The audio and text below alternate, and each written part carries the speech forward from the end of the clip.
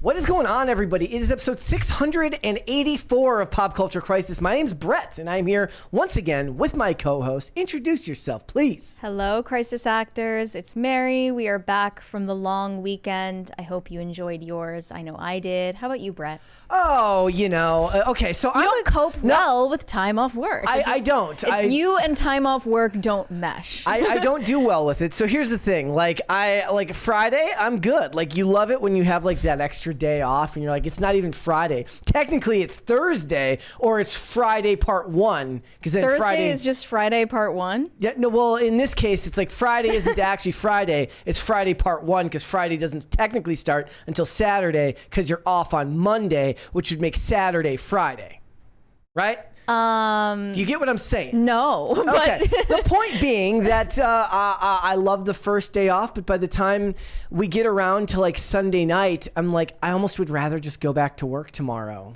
Like, I mean, you could have.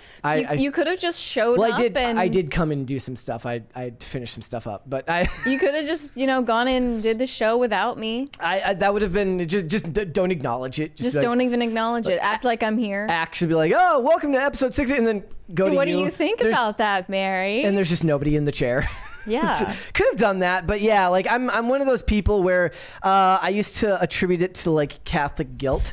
Like I just the notion where it's like even when you're not doing something wrong, you feel like you're doing something wrong. No, that's just called the Protestant work ethic. Okay, well then it's ingrained in every American. Then that's what it is. Like I feel like I should be doing something. I've got the extra day off, but I went and skated and got an extra day of skating, and I guess that's good. But then I did end up coming into work and getting some stuff done. I worked too. I mean, I did a little bit of work, but just writing stuff. Yeah, and we're always kind of, like I was putting out things that we're going to talk about and stuff like that. Mm-hmm. But in general, like, I wake up and I'm like, I should be getting up and getting ready for work right now. And then I wasn't. And yeah, I don't do well with downtime. I really don't. Yeah, just messes you up.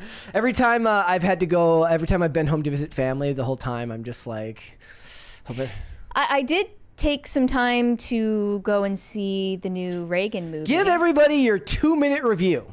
My 2-minute review. I feel like some people are going to get angry at this. Oh, I know they are. Because, it's,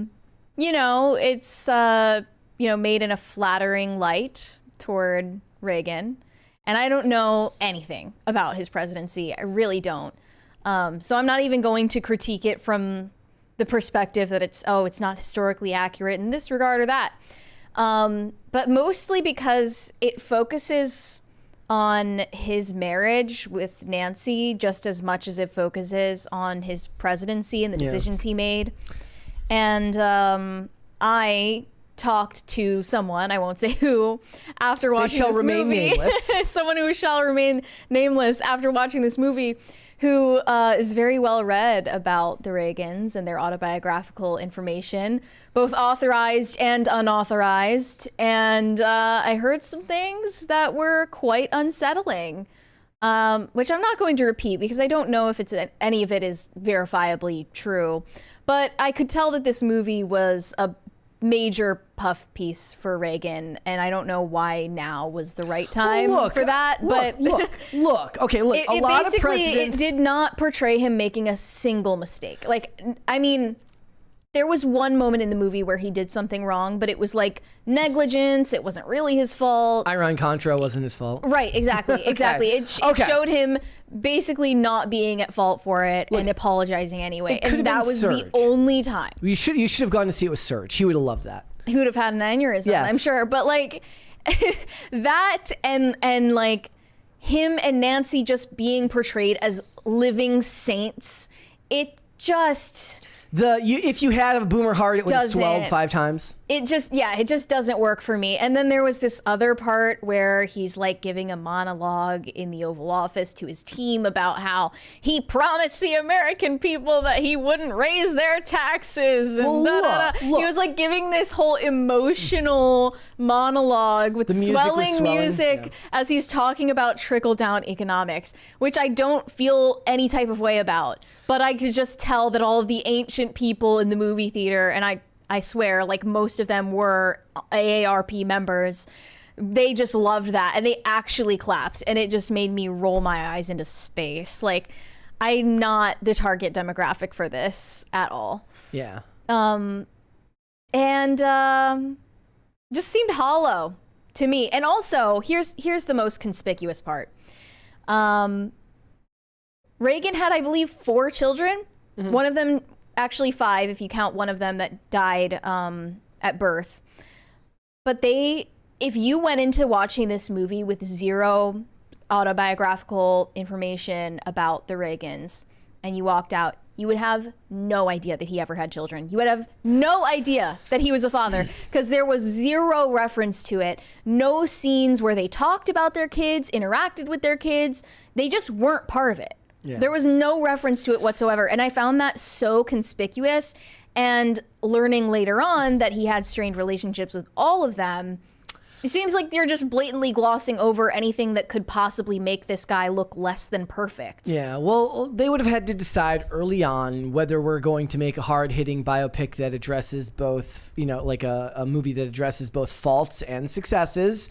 And those are very different types of movies. And to their credit, look, they knew ahead of time what they were going for. It actually probably, in my opinion, would have been worse if they had like 2 mild points of contention, like a couple of blips about the children and then Iran-Contra, and then that's it. It takes away from the flow of the story. Right. Now, there's endless debate that can happen about whether the flow of the story is accurate or true to the world. Most Hollywood movies are not. Also, you made me aware that, at least in public perception, his mind was already deteriorating in from the what midst I understand, of his second he was term. kind of mush the second term. I don't know if that's true. That's just what I've always been told. A lot of people believe Nancy was making a lot of the decisions in the administration by that point. But in the movie, obviously, that was another thing totally glossed over and not addressed. And they only addressed his Alzheimer's diagnosis taking place a couple years after he left office. It's going to be more interesting to see, look, as politics has changed and it's become, in the uniparty is more prevalent now than ever, meaning that back in the 2000s, everyone hated Bush. Every Hollywood person, the left hated Bush. They were anti-right wing as always. Now they kind of love him. So what's going to happen when they have to make a Bush movie? Oh my gosh. I saw a couple of tweets over the weekend. One of them was a picture of George Bush, and it was like, the world owes him an apology.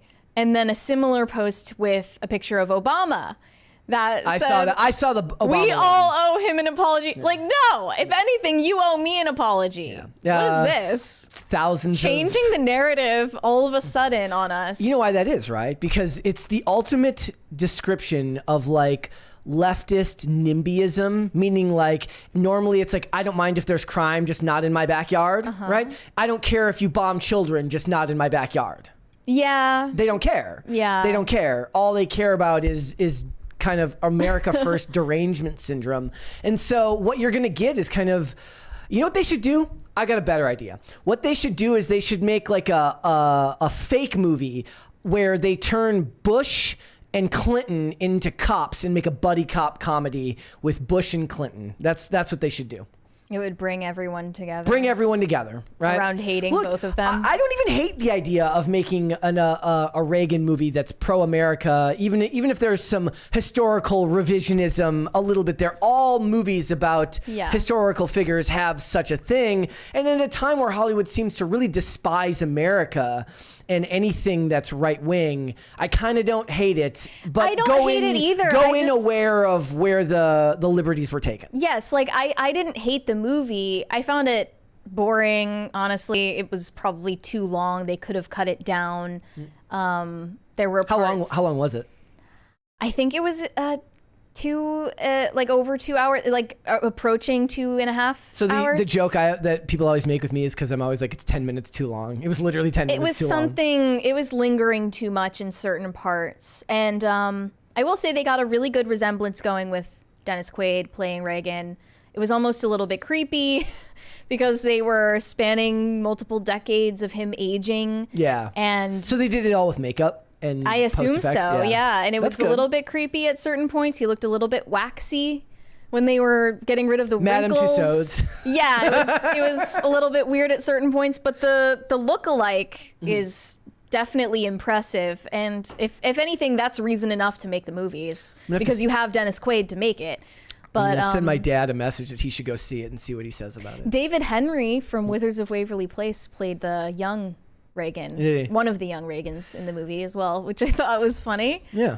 But yeah, just not my cup of tea. Well, in the chat, if anybody goes to see it, let us know what you thought about this film. We should get... If you violently disagree with me. I should see if Serge will go see this movie and give his review. Special Serge-only review for the channel. He can just sit in my chair and just rant. That would be fun. Be kind of awesome, right? I look forward to that. Yeah. All right. So we got a bunch of stuff to get into today, guys. But before we do, would you hit the like button on this video and subscribe to this channel if you have not done so already? We passed 134,000 subscribers. So thank you guys so much for that. Remember to share the video with your friends, your family, your loved ones, the people you like, the people you don't like, everyone in between. The more people you share it with, the more people that find this show, the faster this show grows. It's the best way to help us. So thank you for that. Also remember that all Super Chats, $20 and over, we will interrupt the discussion and we will read those Super Chats right then and there and then get back on topic. So what are we getting into today? Well, Alex Earl and Brooke Schofield, they're podcasters who are proof that apparently cancel culture hasn't died and you can still get in trouble for your N-word tweets from 2013. I didn't see this coming, but I think some people are opining cancel culture is coming back because of election season. That's what I saw. But what does that have to do with I have no idea. I don't think it has anything to do with the election. It's weird, though, to see people getting canceled again. Yeah. They haven't learned any lessons from watching other people get canceled over the years. They're doing the same self-destructive shit. Yep. So we're going to talk about that. We're also going to talk about petty Winona Ryder, who decides to be passive-aggressive in the best possible way, meaning that she was giving this interview and she talked about how great Jenna Ortega was because she knows old Soviet-era movies, which is, of course, just shade being thrown at her former Stranger Things co-star, Millie Bobby Brown, who's very openly been like, yeah, I don't watch movies. It's just kind of Chad, right? It is, right? It's like that's like me all the time. I'm like, yeah, I don't watch podcasts. What do you mean you don't like movies? And she's like, yes. I don't watch podcasts. Yeah, she's throwing shade because Millie Bobby Brown isn't intellectual enough. Also, what is this Kit Connor thing? We're going to talk about that. Yeah, we're going to talk about Netflix's new gay icon for Gen Alpha. You heard that right, Gen Alpha. You mean like the people who are under 12 years old? Yes, that's who I mean. Well, we're going to get into that. They're making a gay icon for them, for children. We're going to get into that. We got a bunch of other stuff. If you're ready, Mary, we'll just get ready. Go. Let's go. Let's go. First things first. It's already here, ladies and gentlemen. Christian Girl Autumn. But we really ushered in the death of Brat Girl Summer. Yes, on Friday. Brat Summer, because Charlie XCX over the weekend posted a tweet saying it was over. She must have seen our video on her YouTube recommended and thought, you know what, they're right. It's time to say goodbye forever. She stands. Yeah, she is a stan of the channel. So now we've transitioned from Brat Summer to Christian Girl Autumn. I can already see all of the light blue jeans and Uggs coming out of storage. The Uggs, the over-the-knee the Patagonia leather jackets. boots, Patagonia jackets, big beanies with the pom-poms, the pumpkin spice lattes. I went into downtown. It's beautiful. I went into Frederick over the weekend and saw pretty much all the shops that's all they are is stuff like that. I kind of love it. Yeah. Like, that's not me, but I'm willing to partake. Let's listen to this here. When it feels appropriate.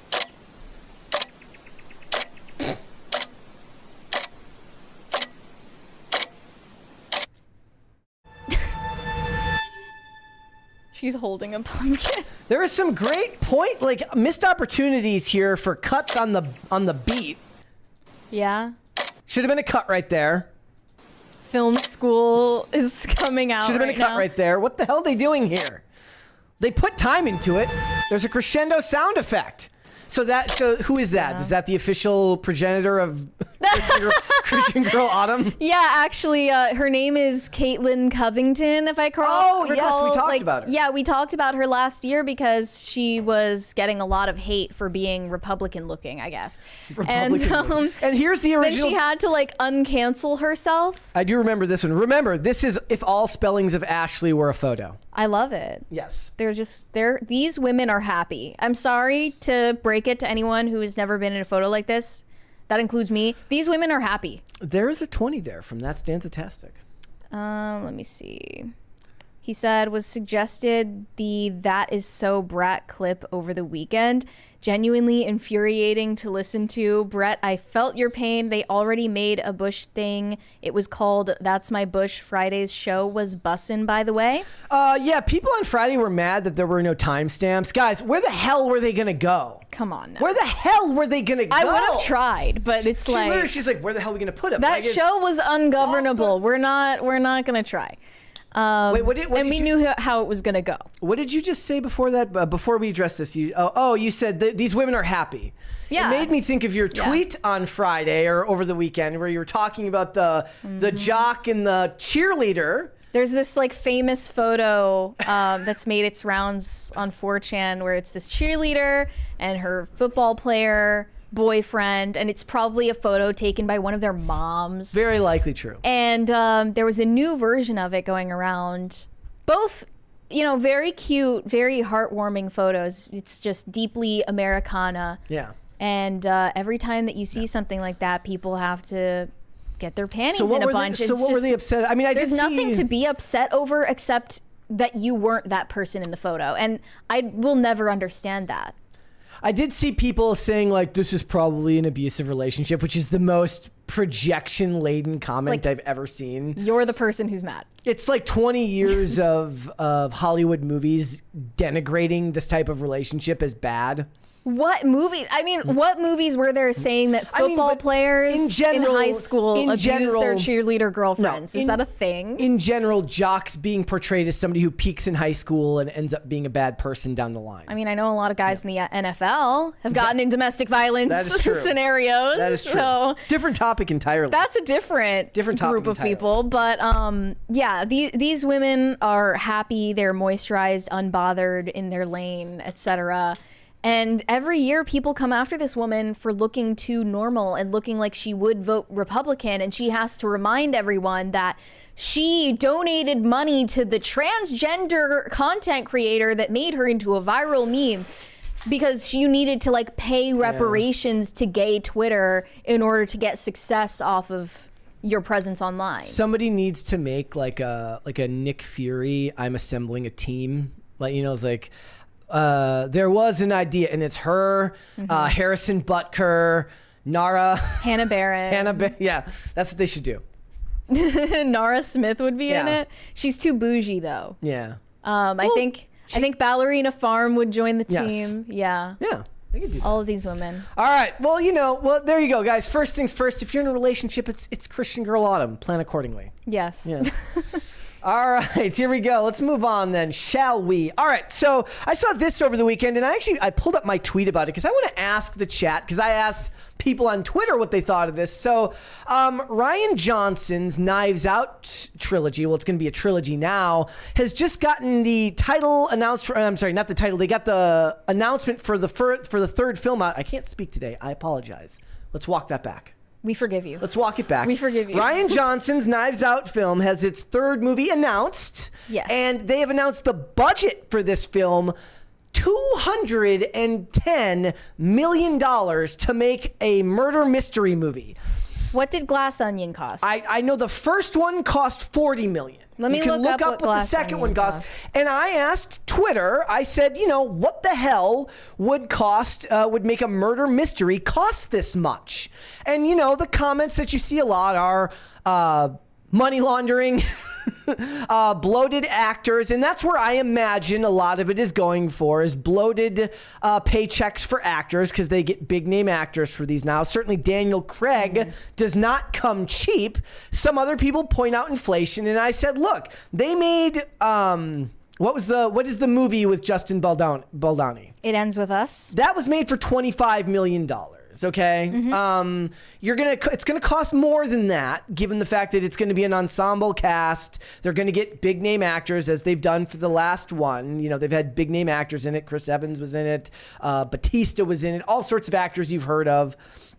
It's going to cost money, but $210 million seems insane to me. And some people were blaming inflation, and I was like, inflation explains it maybe going into the $100 million range. I'm being completely arbitrary in my guesstimates. Because all you need is, the mansion. Well, no, because they went to exotic locations. Location, a mansion, costumes, and fake blood. I mean, really, that's all you need. I asked Twitter. I liked Colonel Kurtz says I liked Knives Out as much as I liked Avatar, which I guess means she didn't like it at all. I tried to find the Glass Onion budget, but it's saying that it wasn't publicly disclosed. All is known is it was significantly higher than the budget for the original Which was Knives 40. Out at 40 million. So this is what they do when they create a multi-part series that of does movies. well. If it does well, they just, for whatever fucking reason, they decide that means it has to cost more every time. Why? Why is that like a law of nature It's that like- you must spend twice as much as you did on the first movie They did this- because the first movie did well? Why?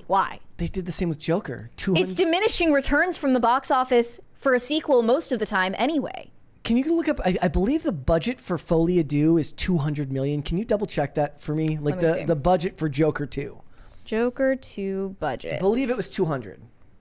It is, yep, 200 million. So they spent $55 million on the first film to make $1 billion, right? 60 million for the first Joker, by the way. Yeah. Like, that's crazy. I think it was 55. I think it was ended up less than that. I think it was 55. It's like $55 million. So you add in marketing, $80 million, something like that, $90 million. And now you're trying to tell me that you're going to spend $200 million on this? What if it bombs? I mean, am I wrong? Most sequels don't do better financially than the originals. Deadpool Right. 2 made a little bit less than Deadpool 1, but then Deadpool 3 is now shattering the records for R-rated movies. So It's hard to predict, I Yes. guess, but and that none of that matters in this case, because what's going to happen is going to be the same thing that happened with Glass Onion, which is that because it's a Netflix film, it will get a week in the theaters. We saw it at a theater when it came out, and then it'll go to Netflix, yeah. where it won't make any money because it's going to Netflix. So does that mean that Glass Onion lost money overall? I mean, I don't know, Or because that they're not their going to use licensing deal? they're not going to use the same number system we are, right? Yeah. They're going to judge it based on subscribers gained and minutes watched. I don't know how well the film did. I do know that I just canceled my Netflix subscription. Ooh. I did. Congrats. I was This doing is a some- moment of growth. I was doing some budgeting and I was like, this is a bill I don't need to. I don't use Netflix very much. So I felt very proud of myself afterwards. I knighted myself. That was a metanoia for you. It was. Yeah. So here's some of the other reactions. I just thought this was funny. Resolute 324 says, I enjoyed the first one. The second one sucked. Zero chance this makes money. And that's where I pointed out. I said, look, I don't think you can base it on that because it's not going to theaters for long enough to do that anyways. I don't think the second one sucked. I thought it was fine. It was fine. It yeah. wasn't anything special, but it was fine. David McFarland says scenic locations have a premium cost. Look, Knives Out 2 was made during COVID, which is one of the reasons I think they traveled for it, was like less COVID restrictions wherever they Where went. were they? Someplace exotic, but definitely not in the U.S. They probably addressed COVID too much in that movie. Yeah. Like, it would not come off as comedic timing if you watched it again now. Yeah. Them playing Among Us, wearing masks, it's just not funny. Yeah. Netflix bought the series from Ryan, so the second and third movies would be only on Netflix. I saw the second one in theaters for a week, but then it was only on Netflix. Regardless, that is a wild number for a movie. I agree. There's just, a lot of people are saying money laundering. Look, I don't know if it's money laundering. I don't know where the money goes. I know that Money laundering is a spectrum. Yes. Okay. Union budgets. This one says spoiled actors that bitch and moan about everything have to have the finest everything and think they know. You guessed it, everything. So many of my favorite musicians and actors are dead to me now. They've gone full R word. Oh. Yes. And started talking politics. Look, you're not wrong. Wait, what does that have to do with this? Spoiled actors, meaning that they're going to cost a lot and they're going to want the best of everything on set and things like that. Look, I've got no problem with them approaching a big name actor and a big name actor asking for an exorbitant amount of money and then getting that money. Like, that just means I that don't the feel market like that's decided. spoiled. No. What if they got Tom Cruise? That would be awesome. Would he do it?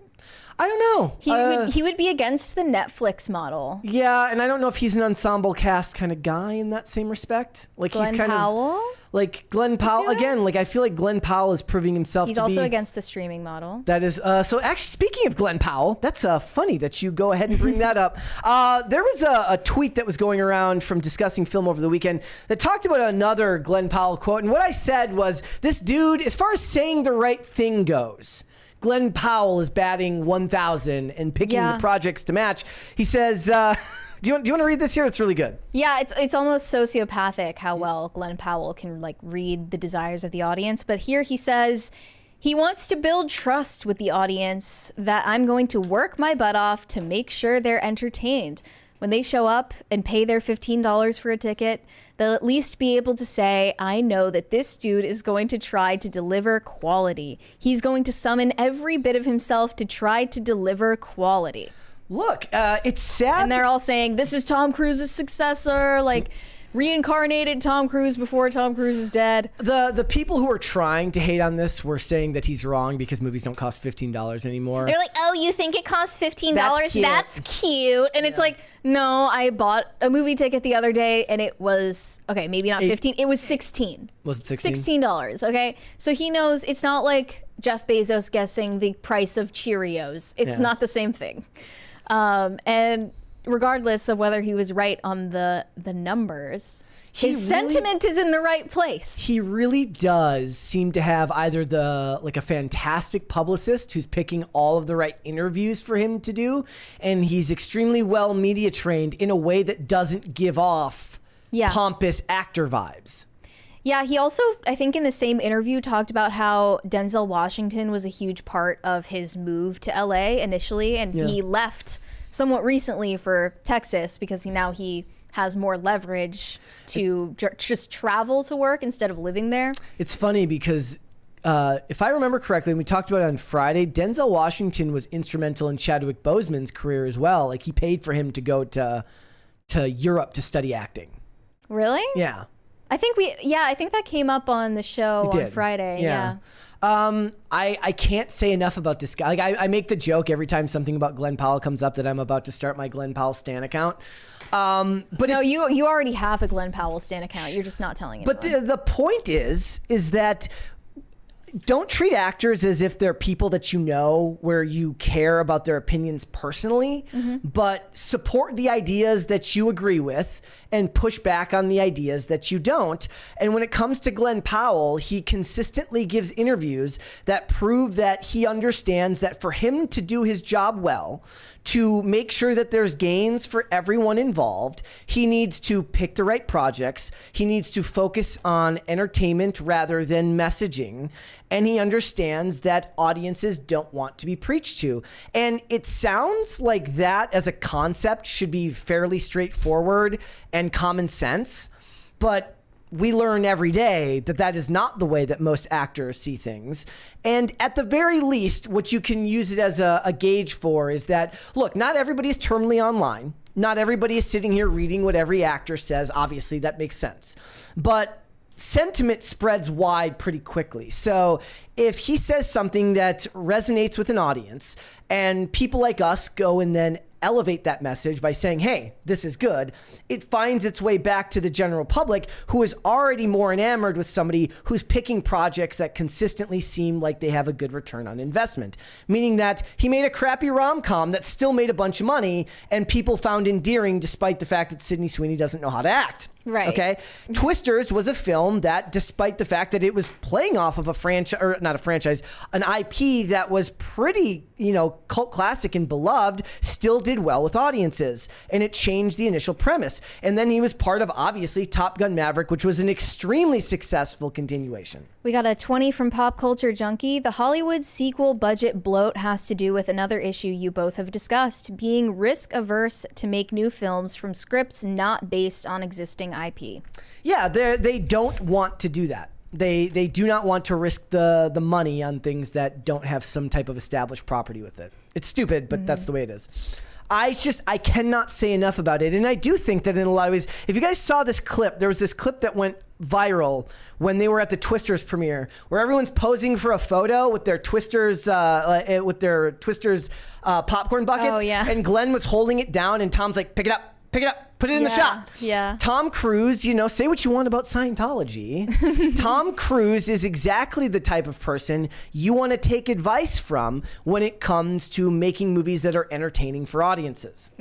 A branding expert. He is in a lot of ways. Like we were talking about it last week. It's like I can go back and watch just about any Tom Cruise movie and know that I'm going to enjoy what I'm going to watch, whether it's the first time I've seen it or if it's something I haven't seen before. Now, maybe when he makes those little thank you video messages that play before the movie, I don't exactly buy that he's being sincere. But he was the first one to do it. But I don't care. Yeah. And yes, he also started a trend, which is exactly what you're talking about. It's kind of circulates in the Hollywood ecosystem that you should at least try to seem grateful. When Seth Rogen did it, I knew that it had jumped the shark. Like there's nobody less grateful for their fans than Seth Rogen.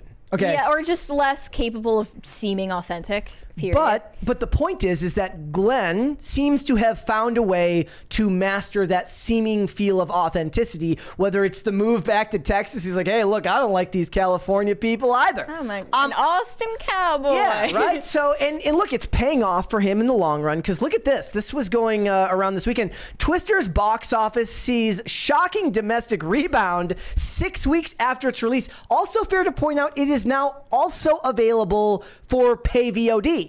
And it's still doing well at the box office. It says, as per Collider, Twisters has now seen a box office comeback more than a month after the film's initial release. This past weekend, Twisters saw a 17% increase in its domestic box office from the previous weekend. Despite playing in 201 fewer theaters than previously in its run, the movie took in $7.16 million at the domestic box office this past weekend. Also, Kellen messaged me and said, you have to go see it in 4DX.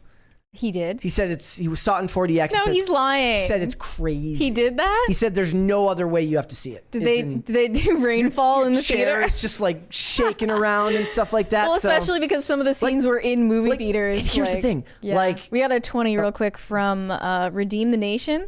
Twisters may have done well in the box office, but it wasn't great standalone. Glen Powell made it watchable. Then the point is that every time he makes a movie, as long as he is the standout performer in that film, and it feels like the film is made in good faith, he'll be all right. Yeah, he's a guaranteed success. Yeah. And that's not his. He made a movie called Hitman this year that I really, really liked. You know what you should do? You should watch Scream Queens. The show? And become familiar with his character, Chad. What was it? Chad Radwell? I've never seen. I think you would love it. Honestly, Chad Radwell is. I think it was Chad Radwell. If his name is Chad Radwell, it's the greatest name I've ever heard for a character. Yes, it's Chad Radwell. That is from incredible. Scream Queens, and that was like I didn't even know that he was in that. But Scream Queens was out. Wait, I recognize him. Scream Queens was out at the same time when the Scream television show was on the air, and I didn't have the bandwidth to do both. Yeah. I just watched Scream the TV Too confusing. series. Yeah. You'll appreciate it because you're a Glen Powell stan. Look, I encourage everyone to see Twisters and watch Hitman on Netflix. It was a lot of fun. I can't now because I just deleted my Netflix. Actually funny how well Twisters is doing while no one is talking about Daisy Edgar Jones. Like, no one gives a shit who this woman is, and she starred in the movie. She was literally the protagonist of the movie. Because, charisma will out. He won. He was the Ken of Twisters. Yep.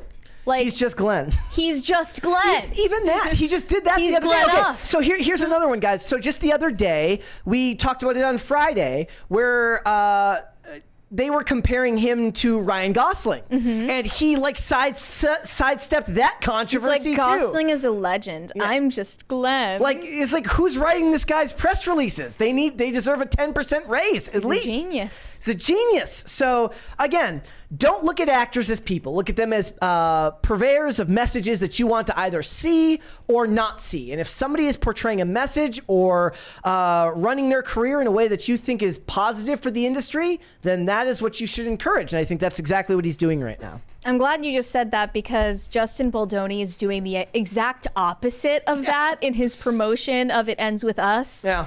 And as this drama between him and Blake Lively, the star of the movie, has continued circulating. He is not making things look any better on his part.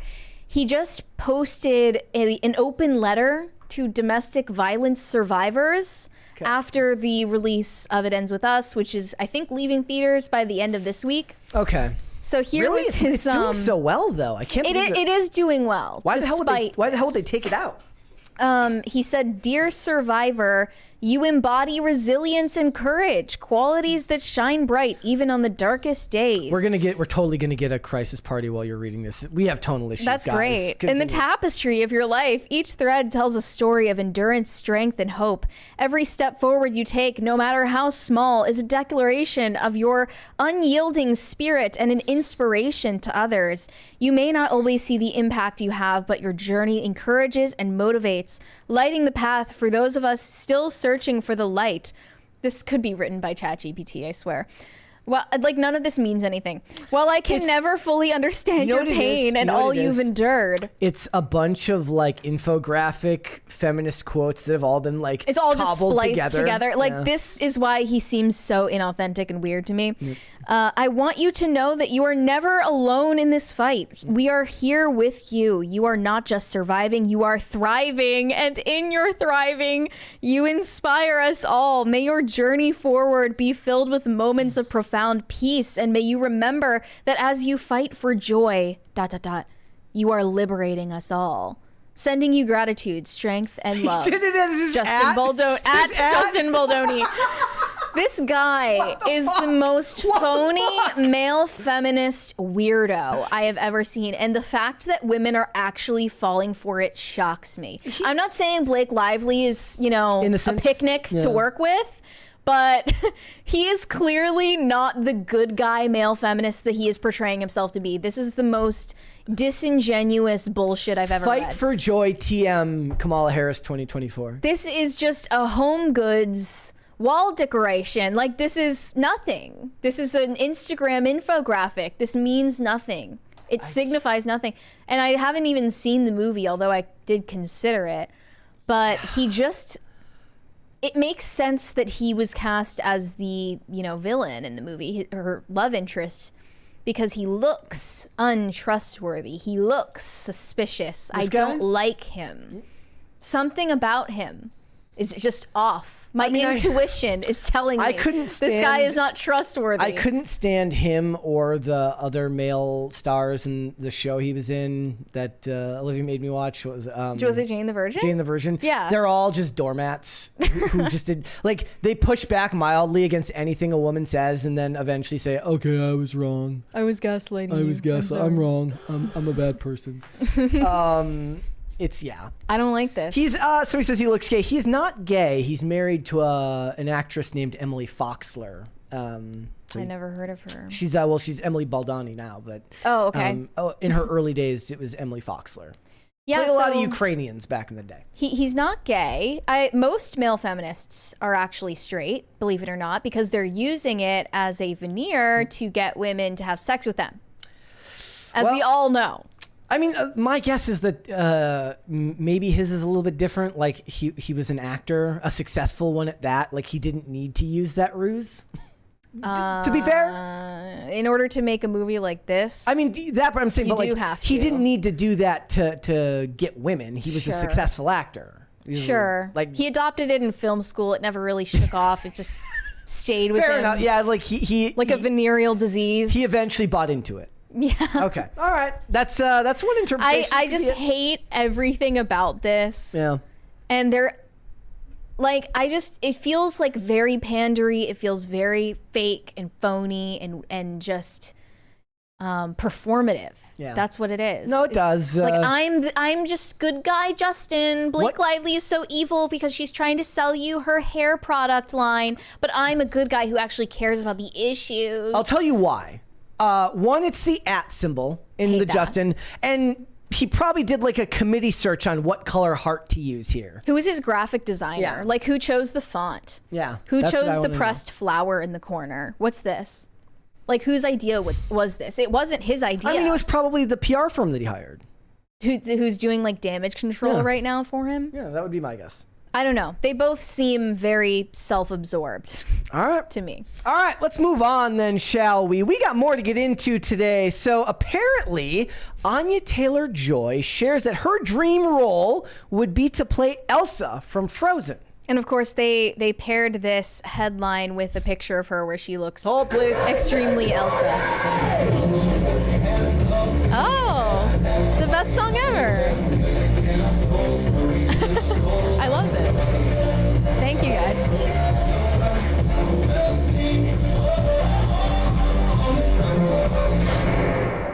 I seriously thought that song was Ian singing the first time I heard it. Do we need to explain the lore here? Yes. Yeah, so it was just some like random audio file that Ian posted in the Slack one day and didn't say what it was. I assumed that it was a song like he recorded himself, just called The Best Song Ever, and it was giving 2013 nightclub song. And it wasn't actually him singing. It was completely AI generated. And we loved it anyway. So we worked it into a Crisis Party sound. I might have to make some changes to it a little bit. It needs to be louder. It needs to be louder. It's at its max. Like, it's at 15 dB. Any more, it's going to artifact even harder. But I still like it. I don't know. I think we have to find out a way to make it louder because it wasn't hitting like it used to. But yeah, iconic. They said amp it up. It's literally like the volume is raised, like it's at a decibel that's like so high that anymore, and the speaker is just gonna artifact, and you're not gonna be able to hear anything. It's gonna just. We're gonna have to get Carter to work on that for us. Anyways, back to where we were. Yeah. So Anya Taylor-Joy wants to play Elsa because she says all of her siblings have kids now and they really want her to play Elsa because obviously she looks just like the character. Yeah. And I think it would be great, but this is why we can't have nice things. Disney can't just cast a blonde white woman to play a blonde white woman. That would be insane. Yes. That cannot stand. That cannot happen. Yep. Not under their watch. So I'm just going to throw this out there now before it happens. Don't discount the idea that they could just race swap Elsa. I don't doubt it. Like, she's not untouchable. She could definitely be race swapped. Yeah, I mean, they could do. I'm more annoyed when I love it when the actors are like, my kids want me to. It's like all the actors who have done Marvel because their kids told them that they should do a Marvel role. I'm like, did that actually happen? Or like Star Wars too. Yeah, did that actually? One of the Acolyte Star Wars. I believe that like they grew up loving especially if they're an actor and they love the original trilogy. I believe, but not that their kids wanted it. Correct. Yeah. I believe that an actor wanted to be in a Star Wars project because they did. Like, I don't know how many people I believe it's like, oh, my kids wanted me to do a Marvel movie. They're all saying, oh, scroll down. There's one of like her as Elsa and Millie Bobby Brown as Anna. Or is it Anna? I don't know. This one? I think that's supposed to be Millie Bobby Brown. Yeah. Yeah. But I just don't think this is possible. Also, another problem is that Anya Taylor-Joy isn't a singer. Fixable problem, obviously. But yeah, they can dub. They can easily just dub someone in. But the thing is, there's so many actors that also sing in Hollywood. It seems silly to not cast someone that can do both. Right, yeah. But I don't see it happening. She's too white. Yeah. She's too white. I don't think a character like her would even be designed today. At the very least, they'll give her dark hair. At the very least. I mean, this is just, I know it wasn't that long ago, right? It came out in what, 2013? I mean, I actually see it more than likely that they keep her the same and then the characters under her get changed. That seems like the more likely path to me. Or the love interests. Yes. Actually, no. What's funny is the Disney love interests, the Disney princes, they never get race swapped. I don't think I've ever seen that happen. Well, yeah, but in this case, if they're going to leave one, then they do have to change the other. The weirdest part about it to me is the fact that all of these women shilling for these race swaps online are obsessed with race swapping the white Disney princesses and keeping the Disney prince white. Yeah. And it's incredibly, like, it's just very like psychologically disturbing. Well, didn't they do that going all the way back to when Brandy played Cinderella? I believe they did. I believe, who was it? I don't remember who was in that one. I'm not sure about that one. I don't know about the Camila Cabello one either, because I never watched it. But the point is I could see it being one of those things where they would race swap it because they leave her the same. I'm pretty sure the last good live-action Disney princess movie was 2015 Cinderella. Chad Michael Murray. Wait, what? What was the one with Chad Michael Murray back in the early 2000s? I don't remember. No, it wasn't. It was 2015. Oh, okay. Oh, and the one 2015 being current year, it was impressive that they were capable of it. Who was it in that one? I forget her name. I remember it was Emma Watson. Lily James. It was Emma Watson in Beauty and the Beast. Yeah, everyone hated that one. Also because they, tried to get Emma Watson to sing and she just couldn't do it. Yeah. She's like, best I can do is cry on camera. But Lily James as Cinderella was great, and no race swap required. It was great. Well, we'll have to wait and see. Maybe we can take bets closer to if and when this happens. It will happen. We already know that they will do it. Yeah. They will take the opportunity to cheapen everything. Okay. All right. Let's move on then, shall we? So it's the story that never ends. What's going on with the Acolyte? Yeah, so last week we talked about a petition to save the Acolyte, to bring it back to Disney Plus, which is ineffectual right now. Yes. But there is a new petition to completely erase the Acolyte, which has now been canceled, from the canon of Star Wars. With already 15,000 signatures, it says, help decanonize the Acolyte. Like so many fans of Star Wars, I found the show, The Acolyte, absolutely frustrating. For some, it might have been the abysmal writing, the ever-changing character motivations, or the awkward cinematography and strange jump cuts. The show was completely misdirected. For others, could be the multiple ways the show breaks canon, jangles keys, and established characters, damaging them in the future, or the way the show makes the prophecy of the chosen one completely insignificant. Help me show Disney that we want to reset the prequel era back to George's original version that I know so many of us love. It's never going to happen. I know it's a change.org petition, Yes. so it has an exactly 0% chance I think of it's changing anything. I think that creating a change.org petition to renew it was stupid. I similarly think that creating a change.org petition to decanonize is also stupid. But that's just me. That's okay. It comes from the right place. I guess. I think. I'm like, look, yeah, the show got canceled. Let's move on. I mean, no one considered it real Star Wars anyway. Yeah. Anyone who cared about Star Wars never considered it. I guess no. Let me rephrase. Don't move on, because then it gives us stuff to talk about. So yes, continue. continue spiraling and making content about this. A couple of YouTubers got a lot of pushback when they were talking about the cancellation of the show. One being Sydney Watson. Mm-hmm. She posted a video called "The Age of Insufferable Star Wars Actresses."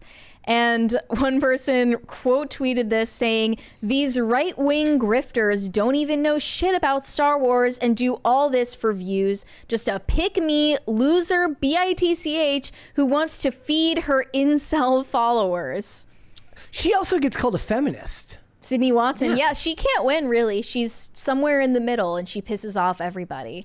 I mean, that's the worst place to be, honestly. Yeah. I feel that way sometimes. It's it doesn't matter what you do, you anger somebody. But it means that she's staying true to what she believes. And it's not completely off base to say that there are a lot of insufferable actresses attached to the Star Wars franchise. Yeah.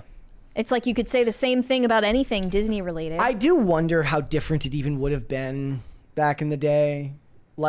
If we were to go back in time to the 70s and the 80s and we just dumped Twitter there and gave these actors... Would Carrie Fisher have been going off? I guess the culture in the world was different at that time.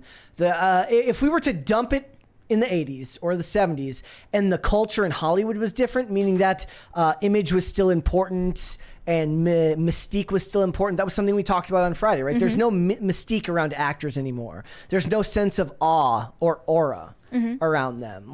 Maybe at a time when aura was still considered important rather than likability, not even likability, what would you call it? Accessibility. Yeah. maybe it would be different. Maybe the stuff they tweet would be different because the culture was different. But I bet if you did it within a couple of years, we would just recalibrate and end up right back where we are right now. I mean, even for ordinary people, it's taken this long to have them realize their employers can see their Facebook posts.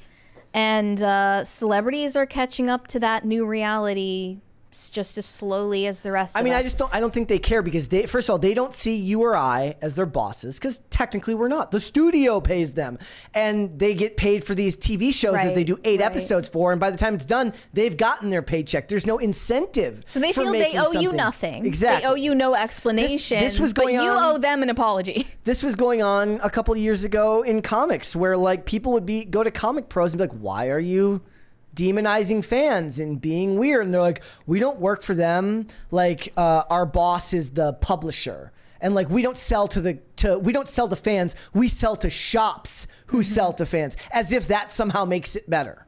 Right. We have a middleman, so your opinion of what I make doesn't matter. Correct. Which says nothing about whether people actually do end up buying those comics. Exactly. By the way, that just means distributors are. I mean, that just means you don't care about the distributors either. That just means that you're giving a fuck you to the people who are taking the risk to buy your books in bulk and then try and sell them. Right. So to these actors who are like, well, what do I care what the fans think? I got paid for my shitty 8 episodes on this Netflix series that no one's gonna watch, right? Well, what if Netflix, like the money train has to stop someday? What if you make 30 of those and suddenly Netflix doesn't have any money because you're a freaking douche canoe and can't seem to stay on the right side of the people who are supposed to be watching your shit? People just have this strange perception that you should only speak on something if it directly involves you somehow. Like you can't voice your opinion on a TV show unless you were in it or you worked on it. Or you liked it. But if you have anything negative to say, just shut your mouth, basically. Yeah. Well, so Star Wars Theory was another one of these YouTubers getting a ton of hate for his take on Amanda Stenberg's statements, talking about all of the racist hatred and vitriol and prejudice. But basically, he titled it Amanda Stenberg Meltdown. And one person posted a screenshot saying, leave it to Star Wars Theory to make a topic that utterly has nothing to do with him. In fact, all about him. What Amanda expressed was her own personal opinion and experiences. What an effing punk-ass snowflake. They're calling him the snowflake for talking about her meltdown on social media over losing her job. Yeah. He's the snowflake because he's talking about her snowflake behavior. They're trying to co-opt the term snowflake. Like you can't commandeer those words when you embody them. Yeah. But apparently it's just none of his business, even though it's on a public platform. They do. Well, that's the thing. Like, he doesn't have any business addressing it. They're ignoring the fact that the nature of how these things are communicated makes it his business, meaning that she posted it on social media, which makes it right for public consumption, which makes it his business.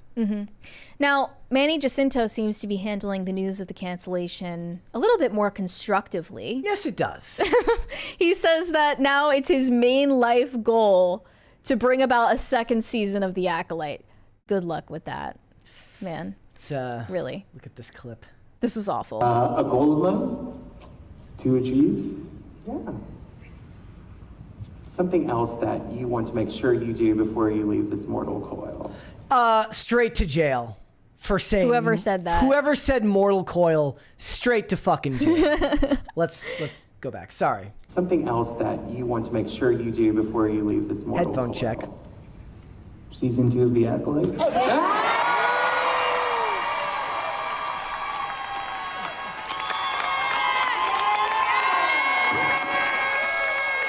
It's like somehow loud, but also like golf clap.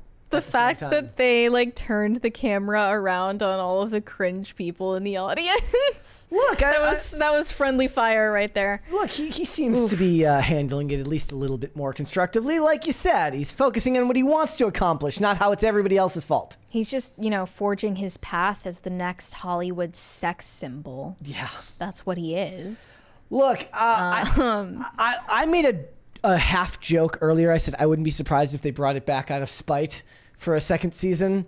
but I don't think that that's going to happen. Disney doesn't run on spite. I mean, some of these companies do.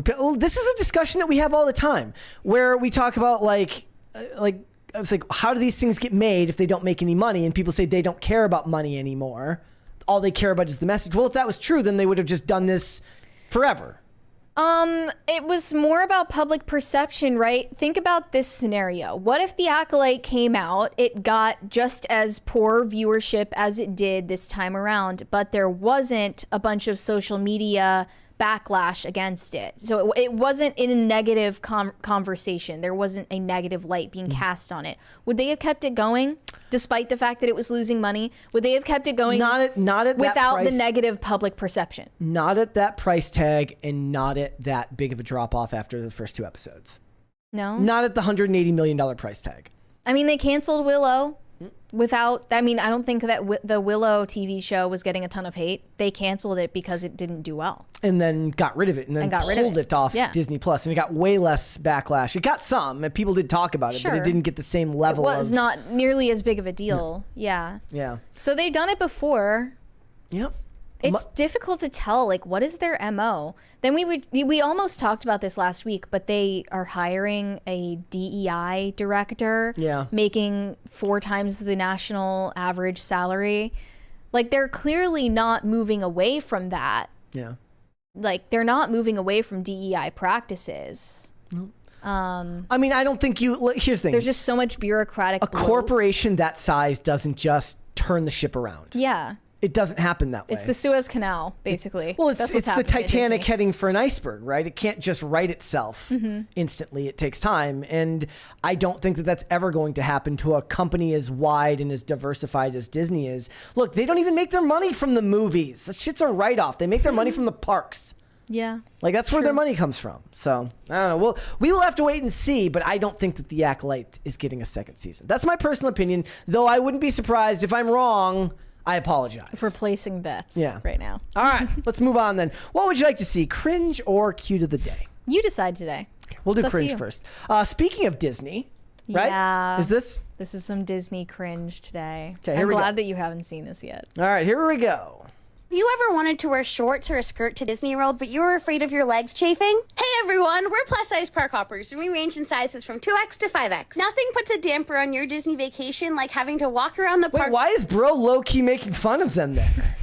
I don't know. Are they making fun of themselves? Or is he's waddling because he doesn't want Nothing puts a damper on your Disney vacation like having if they're making fun of themselves, then respect. But I think that he's walking like that to avoid And luckily, chafing. we haven't had to since we started using Dr. Frederick's original Better Body Balm. We've been using it for our last few trips, and we've fallen in love with it. It's all natural ingredients. Why the hell did you show me this? It's like beeswax and carnauba wax are safe for sensitive skin and free of parabens and sulfates. We love to wear short skirts and dresses while we're in the parks, and Dr. Frederick's original Better Body Balm helps us to be cute and comfy on the go. We only have to reapply a few times throughout the day, and it's super easy to do. It comes in a very convenient stick form, so we can just rub it on the areas that we think might chafe. And you're good to go. No need to even get your hands messy. It's compact and has become a staple in all of our park bags. It's also water resistant, which makes it great for the water park when you spend the whole day walking around in a bathing suit. Dr. Frederick's Original also has you covered when it comes to blisters. We've been using their Better Blister Blocker for our last few trips, and I'm happy to report that none of us have gotten any blisters. It comes in a small stick form, and you simply rub it on the spots where you might get friction. We get so many questions asking how we wear sandals all day at the parks, and it's because of Better Blister Blocker. Dr. Frederick's Original also makes Better Blister Bandages. Not only do they protect you from getting more blisters, but they promote the healing of your blisters 2 times faster than— Why would you need them if the Better Blister Blocker stops them? Good question.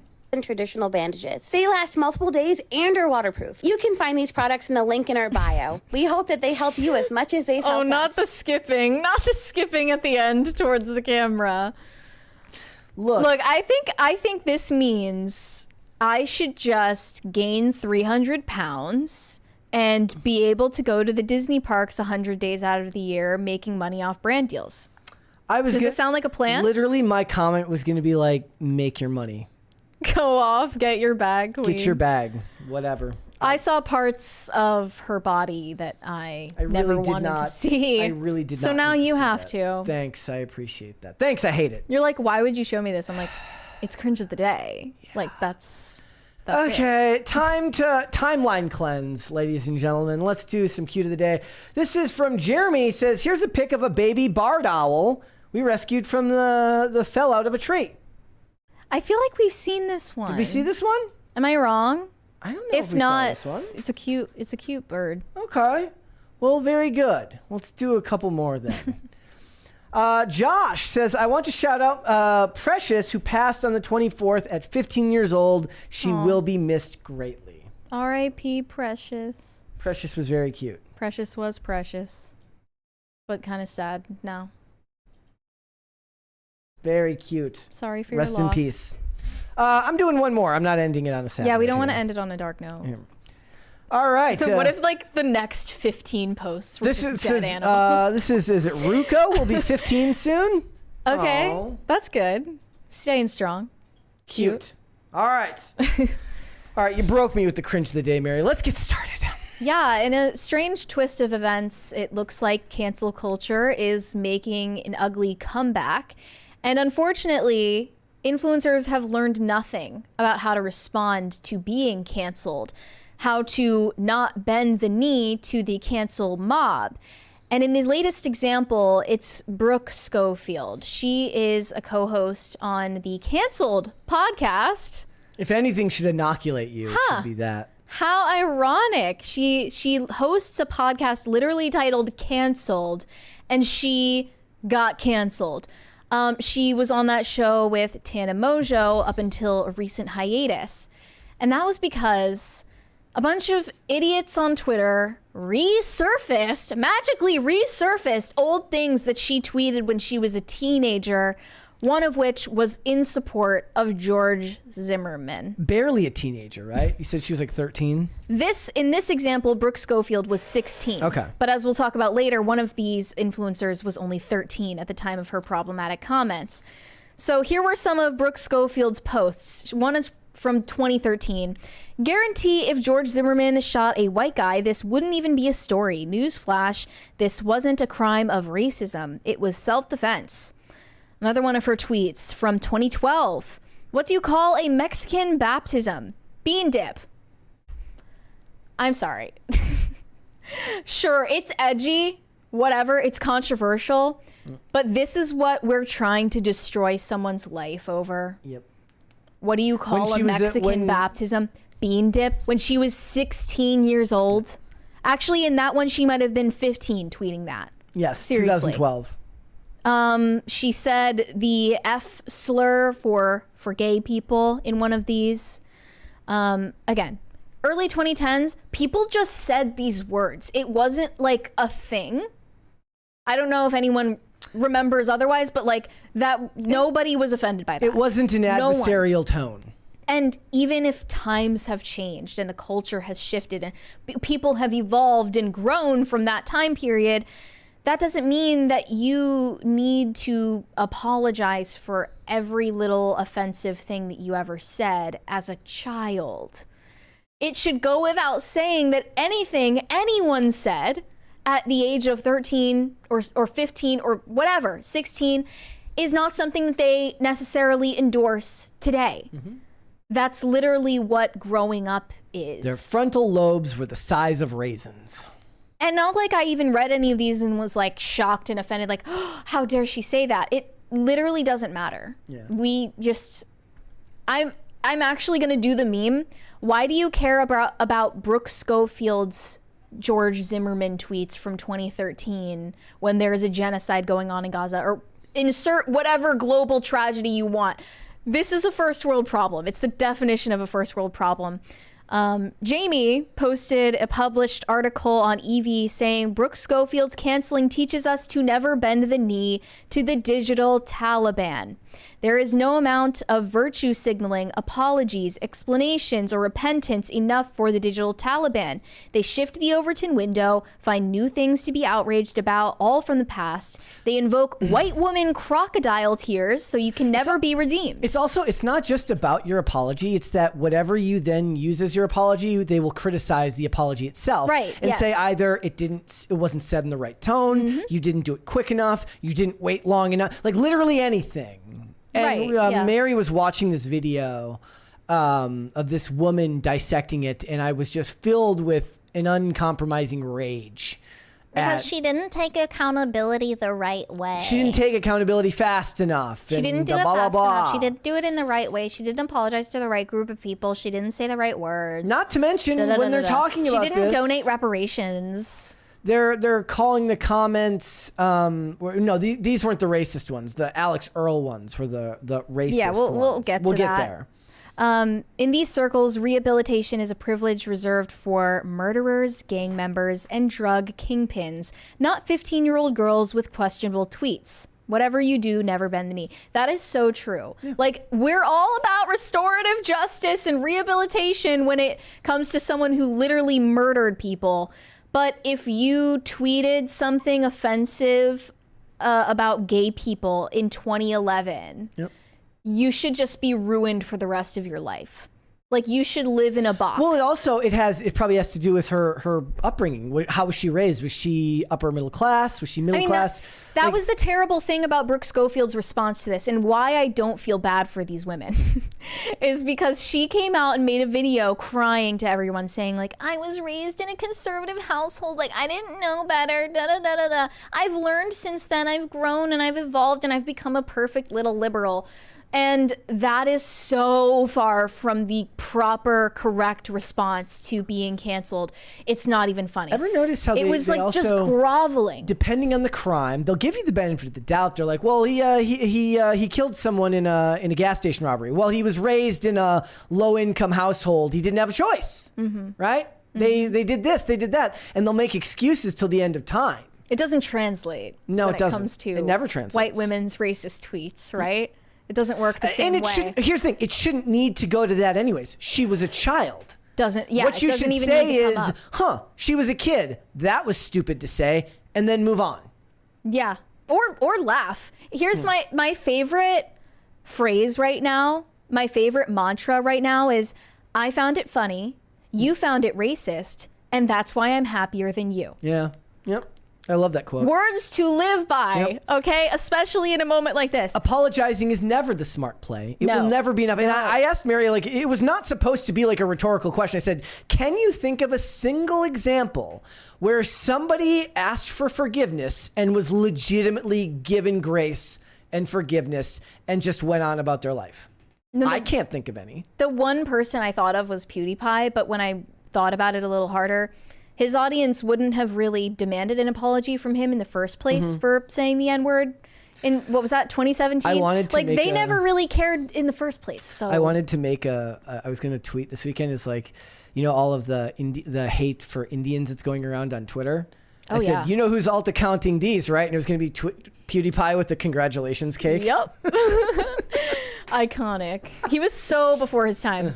But yeah, Brooke Schofield gets an F as far as how to respond to a situation like this. I mean, is it partially like once you go mainstream and once you have brand deals like this from somebody other than Patriot Dirt, like you're beholden to the mob. Yeah, and then her co-host Tana Mojo, who has her own extremely, extremely problematic past and present, hence the reason for the podcast being named Canceled. She's the one who kicked her co-host off the show for being canceled. Like, there's literally nothing more pathetic than having a podcast that plays on the term canceled and then firing a co-host for saying edgy things when they were... Like, it's the most... of all the things, it's the most low-stakes thing that you could have... Like, you could have used this to benefit your show. Like this is not high stakes. Yeah. It's not even racist things that she said as an adult.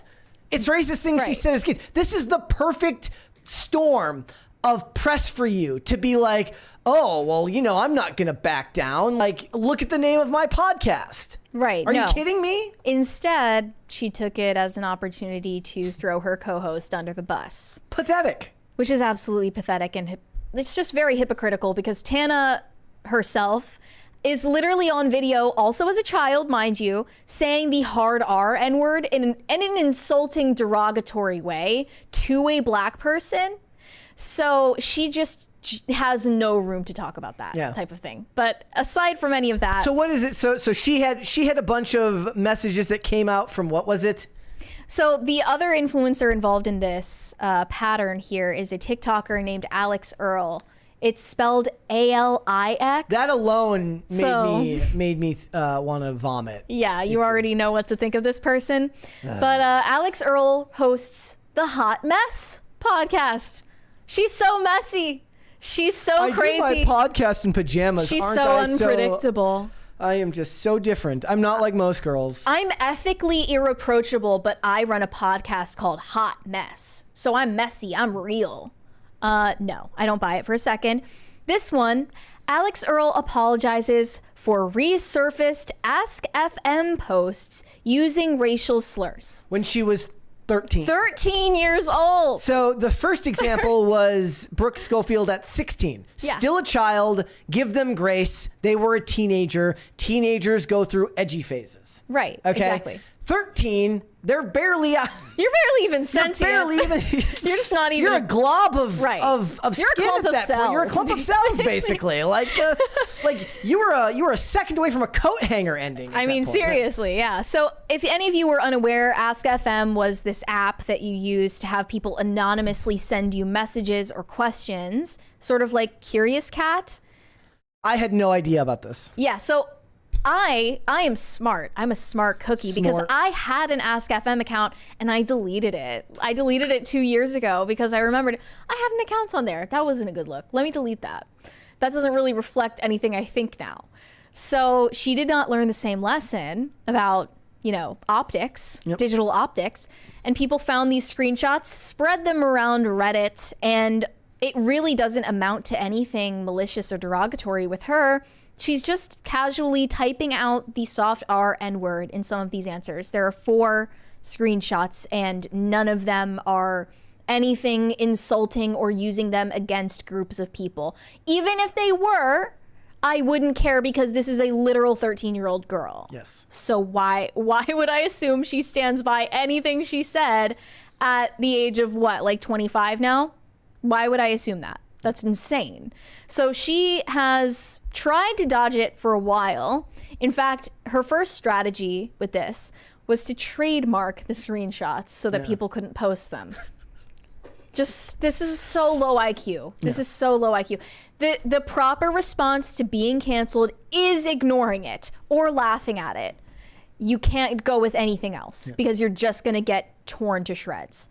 So since then, she backed down, she bent the knee as well, and she issued an apology on her Instagram stories, saying, a couple of weeks ago, screenshots surfaced from my old Ask FM account showing me using a slur in the summer of 2014. I am taking accountability and want to make it clear that I was 13 years old and did not understand the deeply offensive meaning behind that word. That is no excuse for using that word in any context or at any age. That absolutely is not the way I speak or what I stand for. I'm deeply sorry that my words have hurt many and have led people to believe that I have prejudice in my heart. I promise you that could not be further from the truth. My platform has always focused on positivity, entertainment, and uplifting others, and will continue to do so. I am sincerely sorry to those I have offended. It's like I was reading this thread today about Jeff Dunham, the guy who had the Ahmed, the dead terrorist puppet from like the early 2010s. I don't remember that. And there was this guy in the comments who said like a friend of mine, like a kid I used to know, showed me a video of this at his house when we were 14. He said it was the funniest shit ever. I never went over to his house again. Oh. And everyone's like, and then everybody clapped, right? Yeah, when you took your big stand. And basically somebody's, they'd be like, well, he was 14. Like even if the joke here is that even if the truth here is that you find it offensive, which I don't, like there's like, he was 14, you were 14. So what?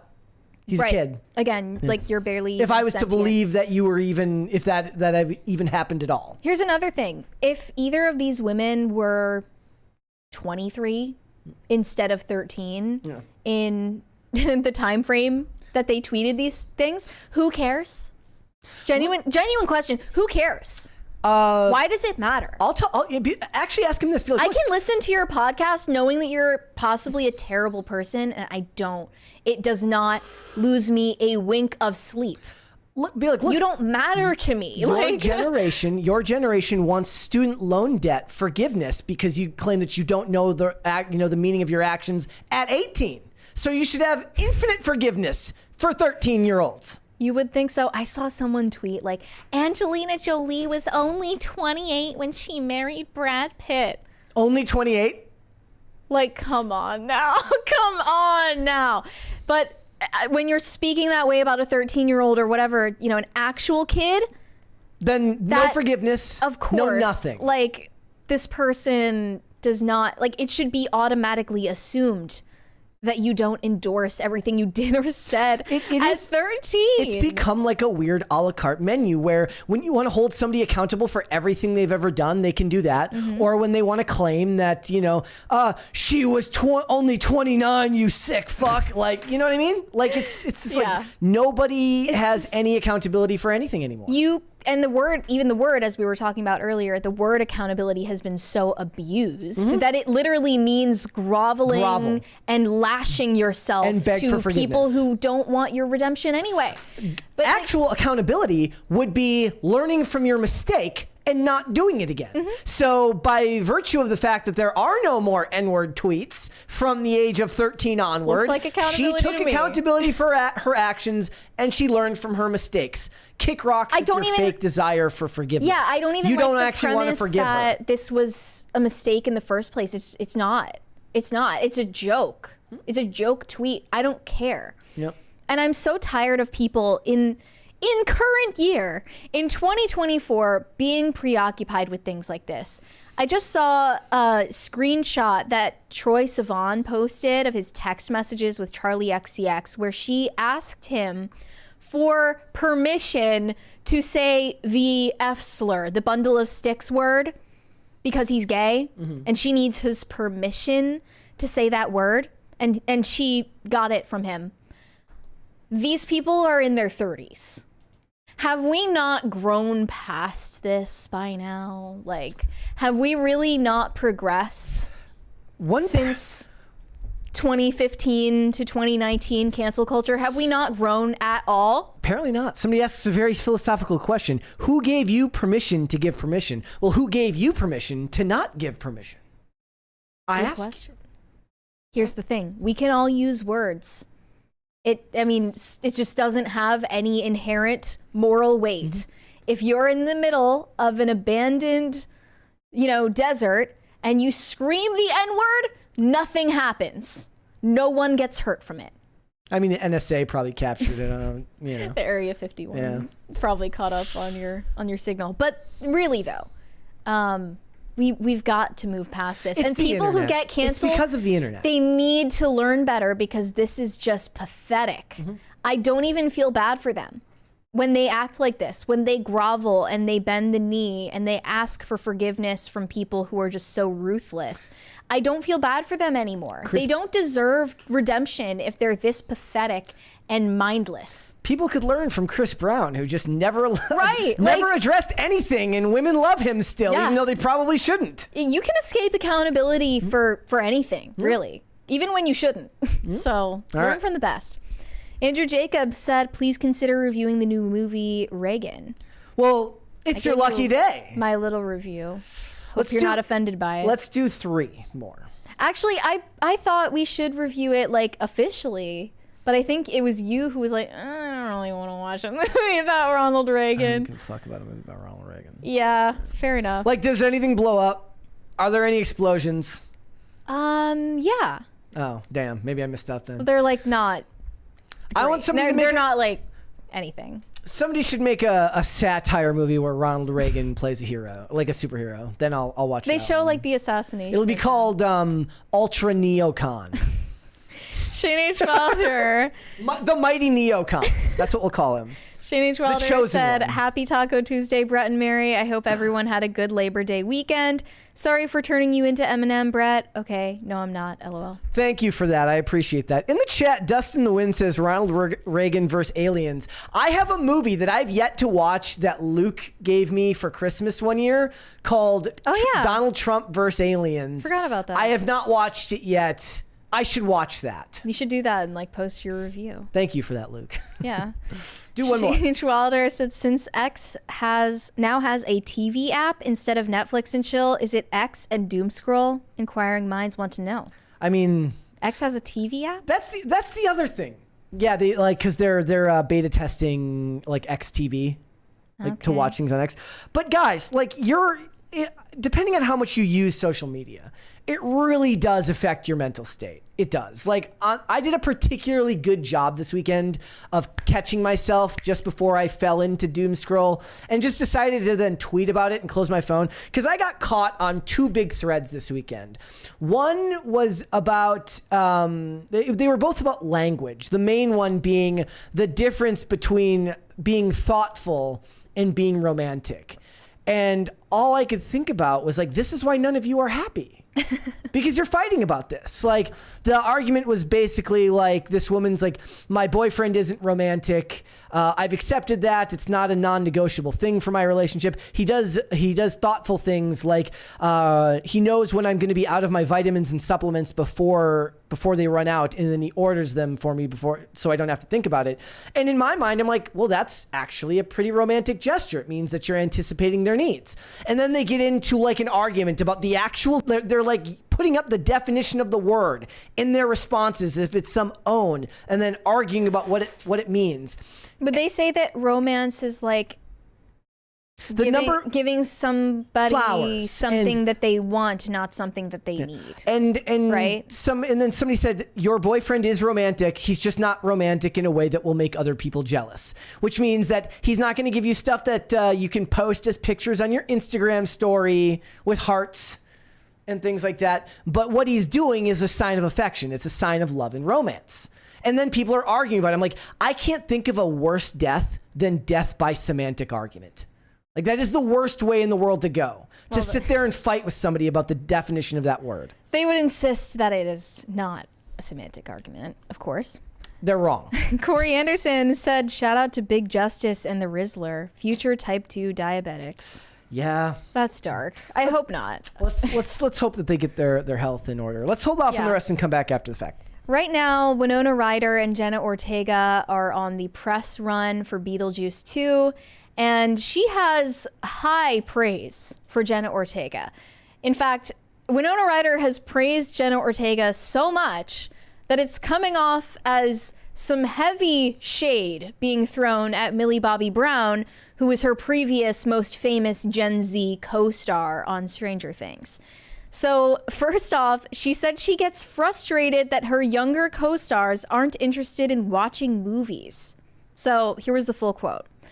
I don't mean to sound so hopeless. There are a few that are just not interested in movies. The first thing they say is, how long is it?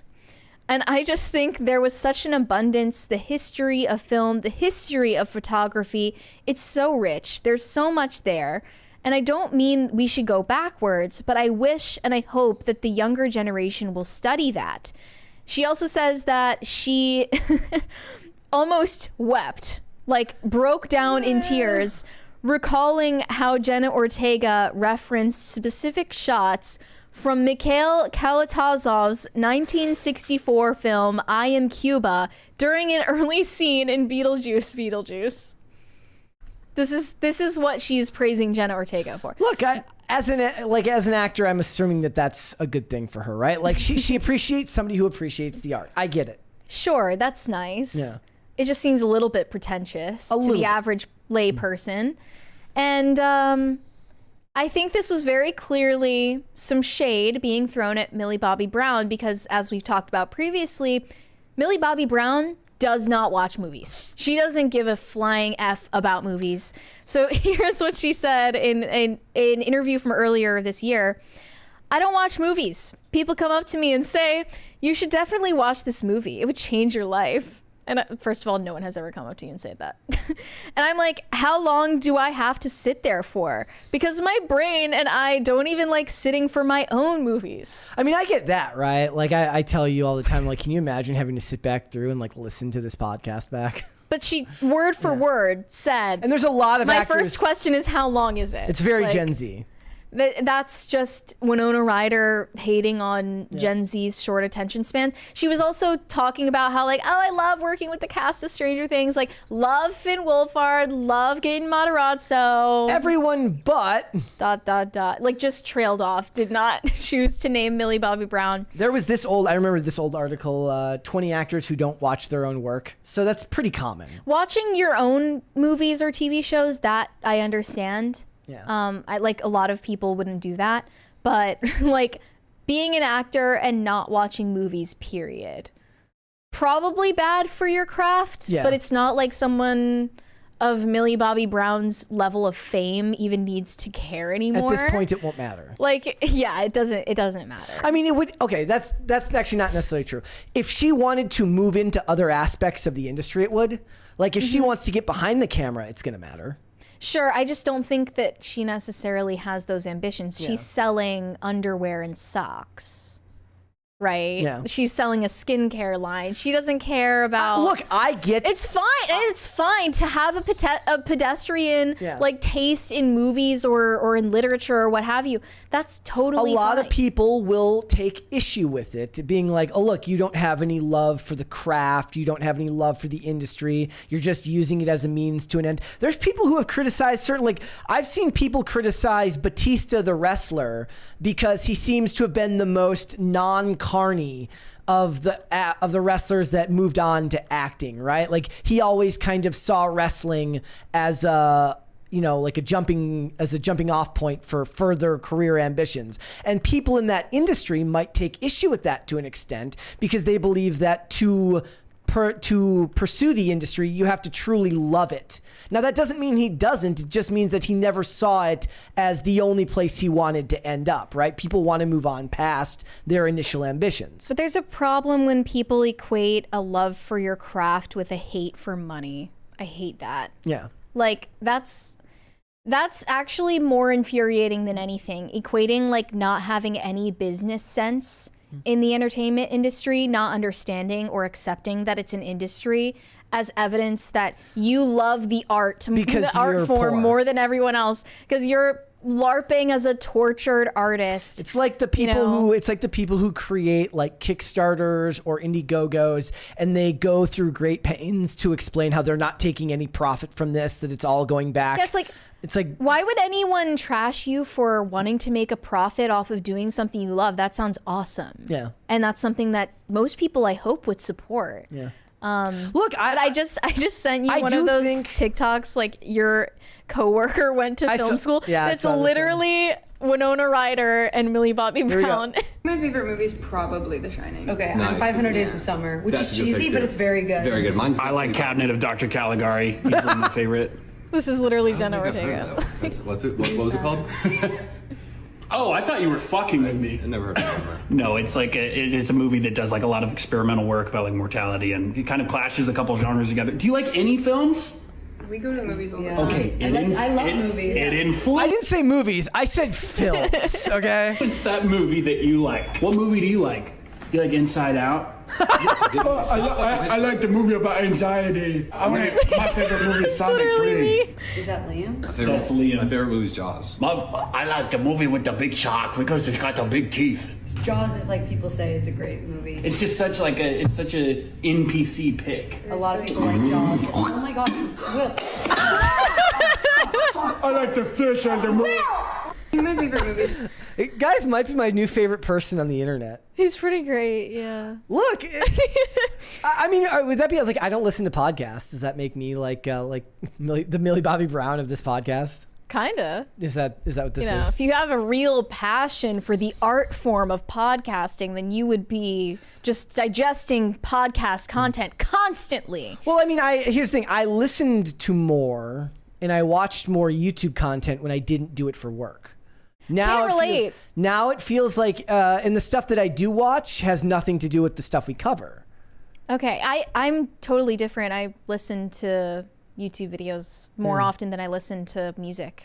I don't. Like if they're podcasts. I listen to a lot of music. I watch as many movies, if not more, than I did before. Like, I mean, I probably listen to both podcasts and music more often than I should. But like any time like that I used to be like, I'll get around to watching that movie. Now I kind of take it as like a twinge. Like maybe you should watch it just because it can affect your further opinions. and then it other becomes projects. a little bit of a chore. And I don't like that. But You no, don't but like I that. force myself to do it.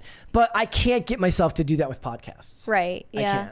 I Okay. I don't know if this is like a deep cut where no one but Brett and I are going to remember this. But back during the Johnny Depp Amber Heard defamation trial, and people were shipping Johnny Depp with his lawyer, Camille Vasquez, there was a huge barrage of fan cams coming out of the two of them, trying to craft this narrative that they had intense chemistry and they were actually in love and it was so romantic. And there was this clip from one of those fan cams where I swear Johnny Depp grabs Camille Vasquez's phone charger and it's like tangled or something and he like moves it. And it was the emoji with the crying. It was like, it's so romantic the way that he like shows subtly that he cares, like that type of thing. That's now happening between Winona Ryder and Jenna Ortega. That's the Apologies for like that extremely long-winded explanation. That's the type of stuff that social media is doing. Like you don't need movies anymore. Literal schizophrenia. People just it's a weird type of like human pareidolia where you just see some type of thing that's not actually there. I hate, like, I'm obsessed with their friendship. Like you shouldn't be. This is Jenna Ortega telling Winona Ryder on a red carpet to ignore the photographers telling her to take off her sunglasses. Winona! They are being really annoying though. Without sunglasses, Winona!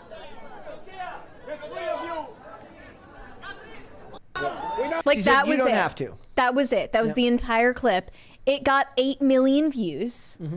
Because this is how obsessed people are with hyperanalyzing someone's friendship with basically their coworker. What's weird is like none of this translates to dollars. Like No. we have a weird stan culture where people micromanage and hyperanalyze everything that celebrities do when they interact with one another, but none of that's going to translate to more money. Are you excited to see Beetlejuice this week? It's the perfect amount of energy for me. I'm ready to be pleasantly surprised. Yeah. Apparently people are saying it's good. Maybe I hope it'll it is. get me into the Halloween spirit. Yeah. Some fall spirit. Yep. I'm indifferent though. All right, let's move on. Superchats. Corey Anderson said, Mary, when are we going to see your OnlyFans Excel magnum opus? If you don't have the context for this, that's very confusing. Yes. But at some point, you were right to assume that's what I was writing though. The Rumbling said, you guys should try and get Dennis Quaid on the show and ask your questions about why they took the direction they did for Reagan. Well, I don't know. Was he like involved in writing it? Yeah, or no, I thought he was didn't he direct it as well? He directed it? I might just be making that up. I didn't pay attention to the credits, but you know, that would be cool. Of course, we would like to have him on. Sean McNamara directed it. Okay, yeah. Yeah. Screenplay by Howard Klausner. Okay. Well, now they're never going to speak to us because I said negative things about their movie. Yep. So, Shane H. Wilder said, Brett sounding like me right now. Why are you not cutting on the beat, you monsters? Yeah, I saw that. I'm like, what are you doing? Your inner cinematographer jumped out. Do one more. Shane H. Wilder said, randomly, Glen Powell is still enrolled at UT Austin and plans to get his degree in 2025. Enrolled in what? What is he like majoring in? Being awesome. What? Awesomeography. What's the use? Just for fun? Here's some good news for you guys. As a complete aside, everything in Reagan can be forgiven because it was made by Sean McNamara, who apparently he produced 3 Ninjas High Noon at Mega Mountain with Hulk Hogan, so he gets a pass. I've never heard of that. Let's hold off on the rest and let's come back. All right, come on. Okay. This last topic is kind of disturbing. Netflix is promoting the 3rd season of a show that is massively popular titled Heartstopper. And the star of this show, Kit Connor, is being billed as Gen Alpha's new favorite pinup. Essentially a gay icon for Gen Alpha. And if you were unaware, Gen Alpha refers to any human being born after 2012. Okay? So we're talking children aged under 14. Okay? Like actual children, not people who should be watching, you know, like graphic sex scenes, not people who should be receiving a bunch of discussion about their sexuality, be it in media, be it in school. But this is their target demographic for this show. Now that they're saying it's growing up with its audience, it's time to graduate from hand-holding and kissing scenes to full-blown sex scenes. This is the direction they're taking it. So I'm just going to read to you from this recent interview he did with The Times how Heartstopper made Kit Connor Gen Alpha's favorite pinup. Kit Connor's role in Netflix's Heartstopper has made him a household name with tweens and teens. The show, a PG version of young queer love, where hand-holding and the occasional kiss was as steamy as it got, has matured with him. Having become a Netflix top 10 hit in 54 countries, it has captured the hearts of wide-eyed Gen Alpha and Gen Zers with feel-good storylines. Season 3 is now upon us, and like Kit Connor, it's all grown up. He said, I wouldn't say that we've outgrown the show, because the show is growing in itself. Most of the cast are in their early 20s now. They're quite obviously busting out of their school uniforms as they're thinking about university and navigating first sexual experiences. Fans will be pleased to learn that we see more of Kit Connor in every sense this season as the storyline allows for some pent-up sexual tension to finally be released. So I guess, like, if we're grading on a curve here, is the point that at least they're not doing what they did in Euphoria, where they just make them high schoolers? Well, I guess if it's the lesser of two evils. Like, in a world of evil, is this the mildly less evil version of that? Yeah, he was cast in the role at the age of 17, I presume, playing a character a couple years younger than himself. Yeah. So now he's in his 20s. People in the chat are like cuties all over again. It's literally that, yes. Yeah. And it's more so that they're looking for that child audience that creeps me the hell out. They're openly saying that's what they're doing. They're not even aiming for adults. They're going for children who are younger than the characters in the show, essentially. This notes they worked with the same intimacy coordinator since the first season of the show, which means they had an intimacy coordinator for kissing and hand-holding. But here is the most disturbing quote that Kit Connor gave in this interview. He said, "We've been taking baby steps. Season 1, he would be there making sure that we were comfortable holding hands, and now we're doing sex scenes. We shot a lot of footage for them. Not much actually ended up in the show, but we shot the sex scenes for about 7 hours." They shot sex scenes for this show for tweens for 7 hours straight, and just funnily enough, almost none of it made it into the show. Yeah. In fact, he makes it seem like none of it made it into the show. I mean, maybe that's they thought they were going to do it and then they decided not to after the fact. It's just like, why would you even tell people that? Well, I mean, actually that kind of connects to what we were talking about, because we went back to that study that resurfaced about how Gen Z doesn't want to see sex scenes in movies, and maybe that translates even farther down to Gen Alpha, and that Netflix looks at the data and says, nobody wants to see this, cut it. Well, I don't know, because I'm not going to watch this. I don't know what made it to the final cut, but that could be part of the reason why. And as for Gen Alpha, in that same survey, they asked participants like 10 years old to 13 years old about how they felt about romance scenes instead of asking them about sex scenes. They also felt like there was too much of that. Yeah.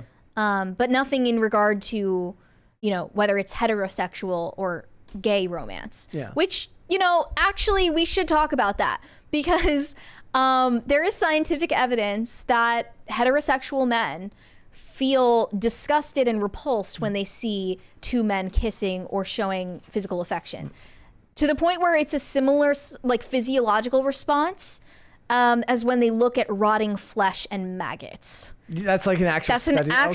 That is actual believe the science. I believe the science every time. But especially in regards to this, it doesn't, like, sex sells. That doesn't sell. Depends on who you're selling it to. Women have a different physiological response to two women kissing than men do to two men kissing.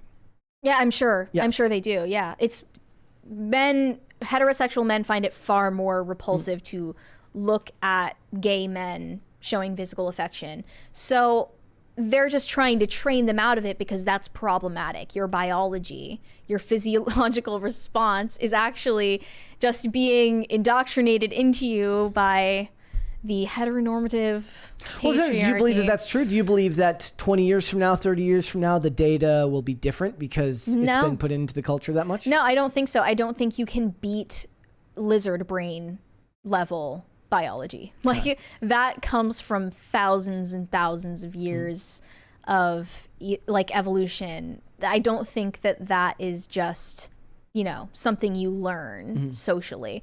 But another example of this, I kept coming across headline after headline, just a barrage of headlines about gay romance and gay sex in Hollywood movies and TV shows.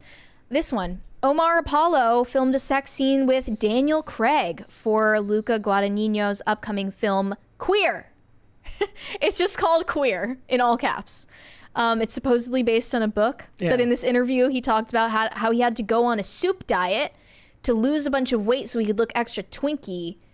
So that for Daniel the scene. Craig could be the... I'm guessing. I'm just taking a wild guess. He lost like 20 pounds for this role. Okay. Because, you know, he said it was a lot of pressure to have a sex scene with Daniel Craig for this movie. But they also asked, was it sensual? What was the vibe? Tell me about it, well, bro. I mean, wouldn't the point be it's work? It's not supposed to be that. It's... Oh, no, he said it was very sensual. Okay. It was very sensual. How did you prepare for playing a gay-ass role like this? Did you act more feminine? He said, we did a lot with makeup. I have feminine features, so I put blush on my cheeks. I wore eyeliner in a few scenes and light pink lipstick. All of this together, it's just... Why is this receiving so much attention from Hollywood? Why is this the type of love story that they want to tell when literally no one wants to see it? I mean, it's like Bros, right? These movies aren't designed... A rom-com for gay people did abysmally bad in the box office, and they blamed straight people for it. But straight people in that moment told Hollywood, we don't want to see that. We don't want to see gay romance movies. I don't think that there's much money to be made in most of it anyways. These aren't films that are going for long theatrical runs. Like art house films are going to have their own cult followings, and they've been making movies like this for a long time. They're not going anywhere. These movies are made with a different financial expectation than going to see the new Jurassic Park movie. It's a vanity project for the most part. And they are. And look, and to the actors' credit, a lot of them, these are the types of projects they seek out, right? So they want to do stuff like this because they think it's edgy, or they think that it's in some way challenging them at their craft.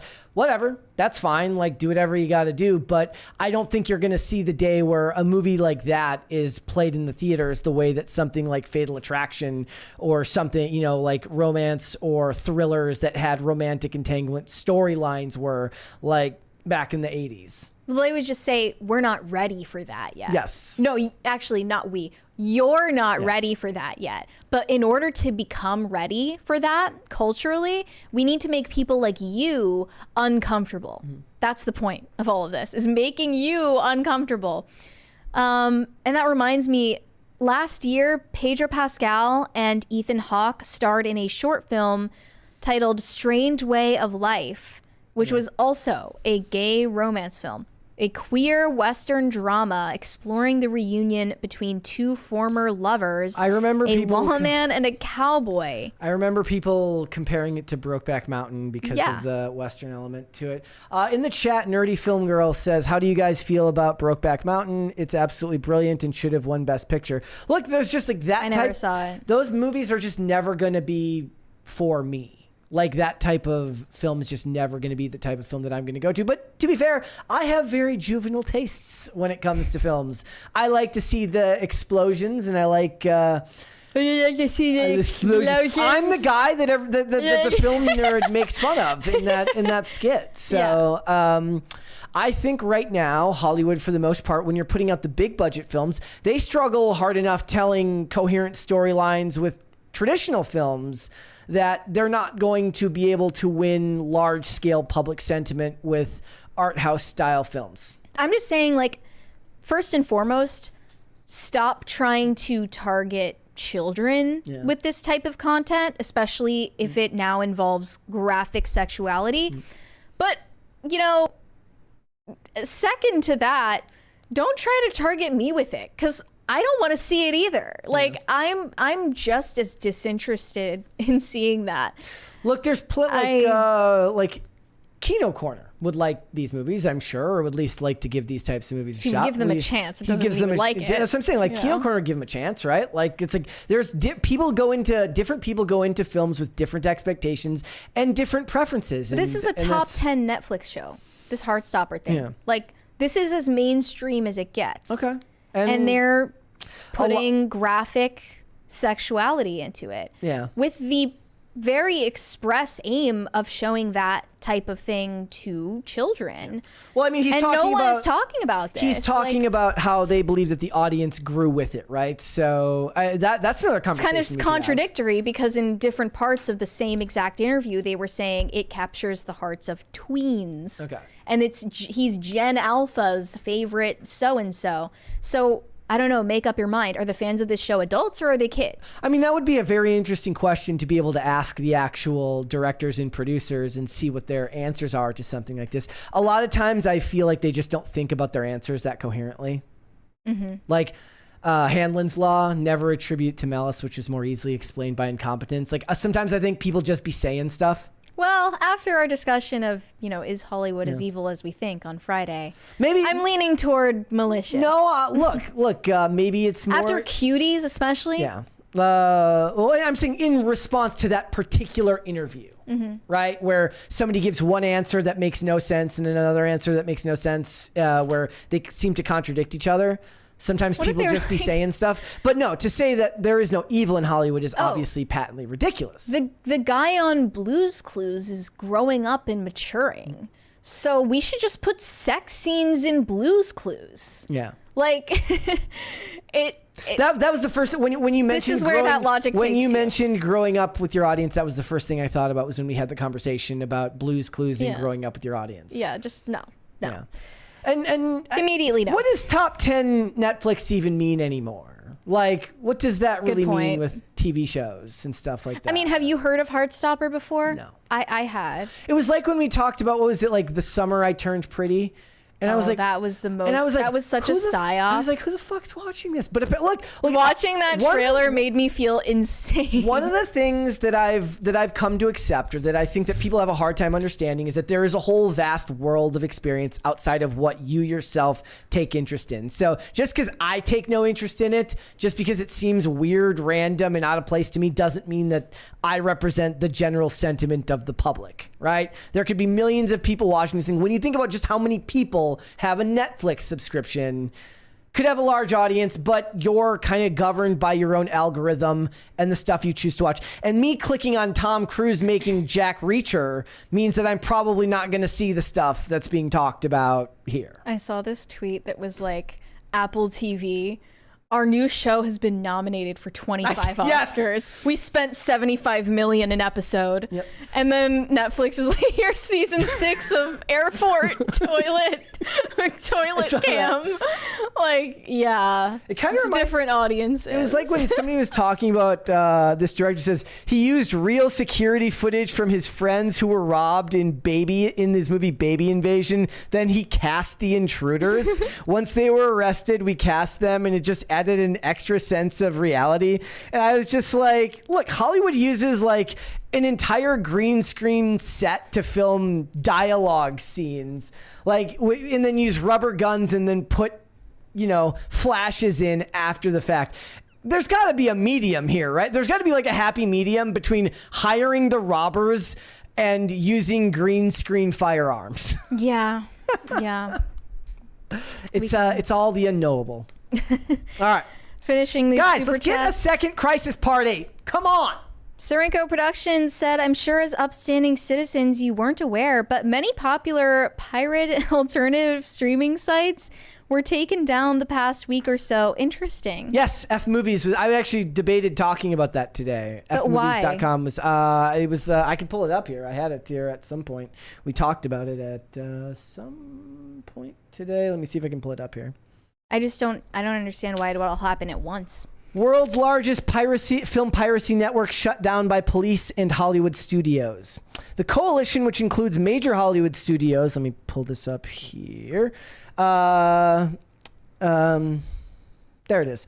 An international anti-piracy coalition has shut down F Movies, a large illegal streaming operation based in Vietnam, in a major victory for the entertainment industry. The coalition, which includes Hollywood studios, is led by the Alliance for Creativity and Entertainment. Well, until they're actually creative again, that seems like a misnomer. Be creative and entertaining. Revealed on Thursday that it worked with police in Hanoi to shut down F Movies, the host of the affiliated sites. The operation saw the shutdown of video hosting provider VidSRC.to and its affiliated sites, which were operated by the same suspects. 2 Vietnamese men were arrested by Hanoi police in connection with the case, but have not yet been charged, said The Hollywood Reporter.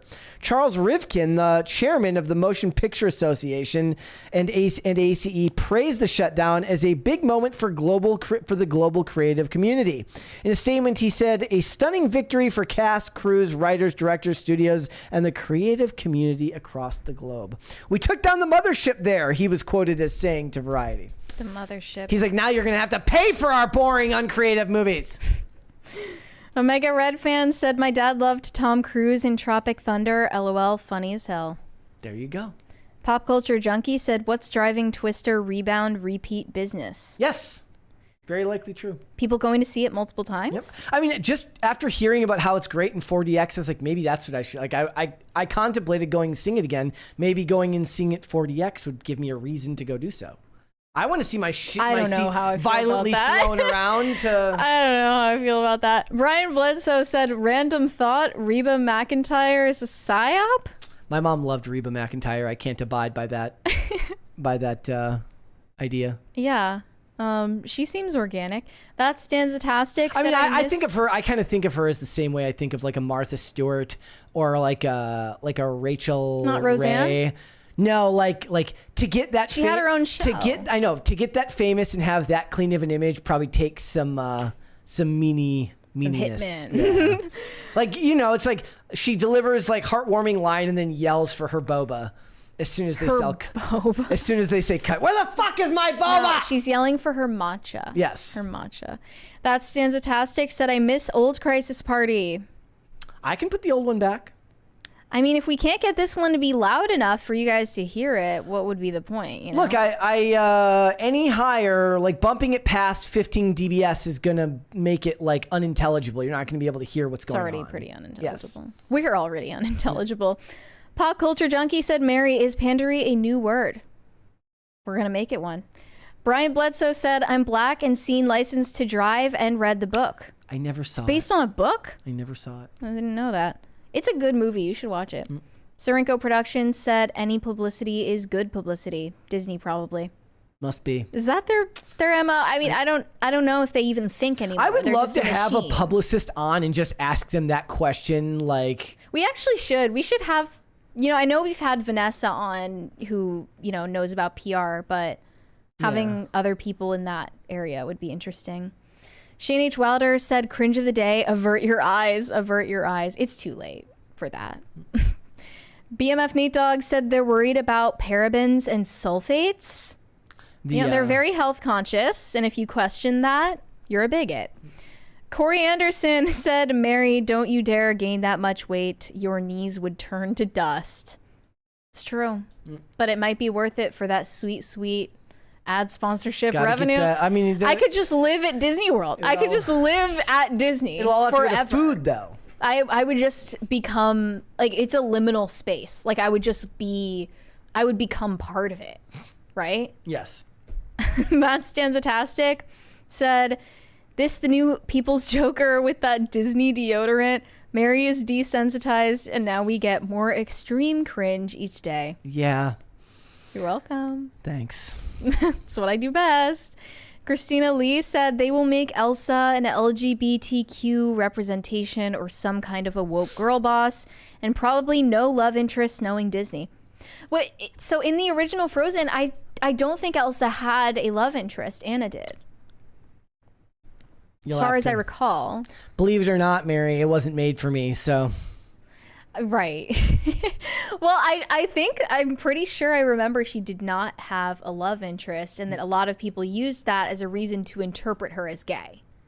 Oh. But I could be wrong. I never saw the second one. Shane H. Wilder said canceling people for stuff said at 13 is tarded. Honestly, like canceling people for stuff they said at 33 is tarded. Like, I don't care how old you were. If you said something that mindless and stupid on Twitter, like, why should I care? Yep. I don't feel like I'm owed an apology by any of these people. For all the people in the chat that are mean to us, they don't owe us an apology. No. 16-bit mascot said, ahoy, Mary and Brett. Always enjoy the show. Cheers. Thank you. I also saw somebody earlier in the chat who said that they were watching at work and it was a long day, and I said thank you. That's great. Thank you for that. Awesome. I appreciate that. Brian Bledsoe said watching joy on Mary's face for cringe of the day. I mean, the joy really comes from seeing you react to it for the first time. I appreciate that. Yeah.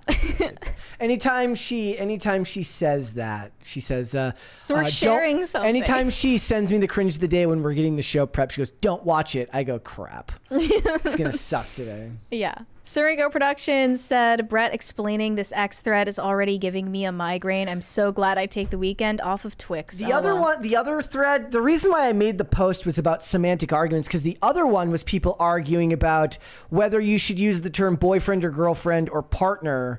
And then it's people from Australia saying that everyone uses the term partner. And then people in America saying boyfriend and girlfriend is too high school for them, so they use partner.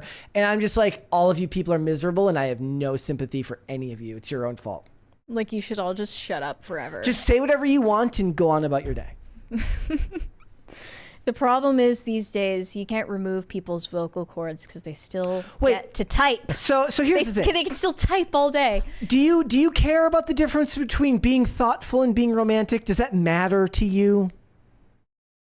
Okay, so what they're saying is if you do something thoughtful, you're anticipating somebody needing something, so right? You're anticipating their needs, and they're saying that that's not romantic, and somebody else says somebody anticipating your needs is romantic. It's just not romantic in a way that you get to post a picture of on your Instagram story to make other women jealous. Okay, but then if you're romantic, I mean, I think what the distinction that they're trying to make is if it's thoughtful, it's something that the other person needs. If it's romantic, it's something that the other person wants. So right? All romantic gestures are thoughtful, but not all thoughtful gestures are romantic. It's a faulty I'm like syllogism. Kamala Harris, like geeking over Venn diagrams right now. Yeah. So there's thoughtful and there's romantic, and there's a Venn diagram where the way I see some things are in the middle. It's like if you're a woman and you're actually losing sleep over the distinction between the two, I feel like you're just kind of setting yourself up for disappointment. Well, Maybe hopefully I'm wrong. none of them were. Yeah. But I do understand what they're trying to say. I get it. Yeah. I just think it's a stupid thing to argue about on the internet. But then again, I posted about it, so I guess I fell into the same category. You fell into stupid places with stupid people. All I said, I didn't respond to the thread. All I said is I can think of no worse way to go than death by boredom over semantics. Mm-hmm. Like just sitting there and arguing about the definition of something. And then people were responding to the thread, and rightfully so, pointing out one of the ways that they control you is by controlling your language. I'm like, this isn't about controlling your language. It's literally just two people talking past each other. Yeah, because everyone is illiterate anyway. Because when they're talking about the argument over the use of the term partner, they're saying that was people trying to delegitimize gendered language, meaning boyfriend girlfriend is gendered, whereas it partner probably is not. was yes that to begin with. Yes. Shane H. Wilder said the modern day tortured artist is cringe. You're not going to be the next Vincent van Gogh. At least I hope not, because of the ear thing. What is the equivalent of that now? Of what? MGK. Yeah. Bloodletting. Now I'm trying to think of it. Like okay, so the modern day. So what would be a good Who example? is an actual? Look, Lana Del Rey is the only tortured artist. Yeah. I'm sorry, but it's true. Lana is a tortured artist. No, it would be like, remember when 50 Cent lost all that weight for a role and then nobody saw the movie? No. That's 50 Cent got like stick thin for a movie, and a lot of actors get credit for like losing a bunch of weight. You know, Christian Bale and the Machinist. Like they're like, oh my god, they're so dedicated to their craft. 50 Cent did it. Nobody cared. Like, I didn't know he did that. Yes, he did. I had no idea. Yeah. Honestly, if you asked me like whether he was fat or not right now, I'd have no idea. He's fat? I have no idea what he looks like. I don't know what he looks like. I mean, it seems like he keeps himself in pretty good shape. I don't know. Nebik27 said, Brett, the movie is called Trump versus the Illuminati, and he fights aliens in a space future. I have it, and it's as silly as it sounds. I feel like the one I had said Trump versus aliens, but maybe it didn't. Here's that picture. Oh, gosh, that looks awful. 50 Cent once lost 24 That looks horrifying. for a movie which no one watched and was given a terrible rating. Poor guy. The things you do for your art. Skinny legend. Shane H. Wilder said, I and Pepperidge Farm remember the phone charger. It was the music. We need to find that video at some point. It's gone. Like, it that was like this dramatic that was a piano YouTube track. short. Those things are gone, never to be seen again. Unless somebody saved that to their liked videos, that shit is gone into the ether. Well, if we can crowdsource the link from any of you, please send it to us, because nobody's finding that. That was a moment. That was like a those moment are the that types will of never things be forgotten. You can't search for that like on Google. Like it's not going to come up. The caption is like the way he looks at her, heart emoji. Yeah. There's nothing to find. Surenko Productions said, is Trump a modern day tortured artist? Wait, what? Then Shane? Well, because he got shot. Oh, then Shane. Wrong grammar. Yeah. But he's not an artist. What's the art? I mean, that's not true. I once heard, I have a bunch of Donald Trump songs that have been made by AI. So technically he is an artist, just not by choice. Sure. I'll accept it. Yep. Shane H. Wilder said, a Gen Alpha gay icon. Thanks. I hate it. Yeah. You should. Surenko Productions said Heartstopper is based on a webcomic, and I'm pretty sure it never happened in the original story. Seems like Hollywood being Holly weird once again. That is true. So they're actually going off of an existing story and changing it to be more sexual. Very, very Hollywood. Cool. We're getting close to that second Crisis Party, guys. Come on. They don't want it because they hate the new Crisis Party. Well, they sound. should get us the Crisis Party or I'm going to keep it. No, you're intimidating and threatening. Yes. Bagel Bites said Brett summer is over. Bring on Brett fall. Okay. I prefer the word autumn. It was Brett summer all along. Rhaegar Targaryen said, I tasted matcha once. It's disgusting. I'm not going to lie. I don't even know what the hell matcha is. I don't even know what boba is. I know what they are, but I don't know what that entails. I know what boba is vaguely. It's the you mean the bubbles, right? I have no idea. The spheres. I know. Yes, I think. Yeah, they're made of tapioca starch. I don't know what tapioca is. What is tapioca? Pudding that people like? No, it's like something that people make pudding from, but I don't know what tapioca is. No idea. And then matcha is Sounds like disgusting. Isn't matcha like algae? Wait. Nerdy Film Girl says matcha is just stronger green tea. Let me see.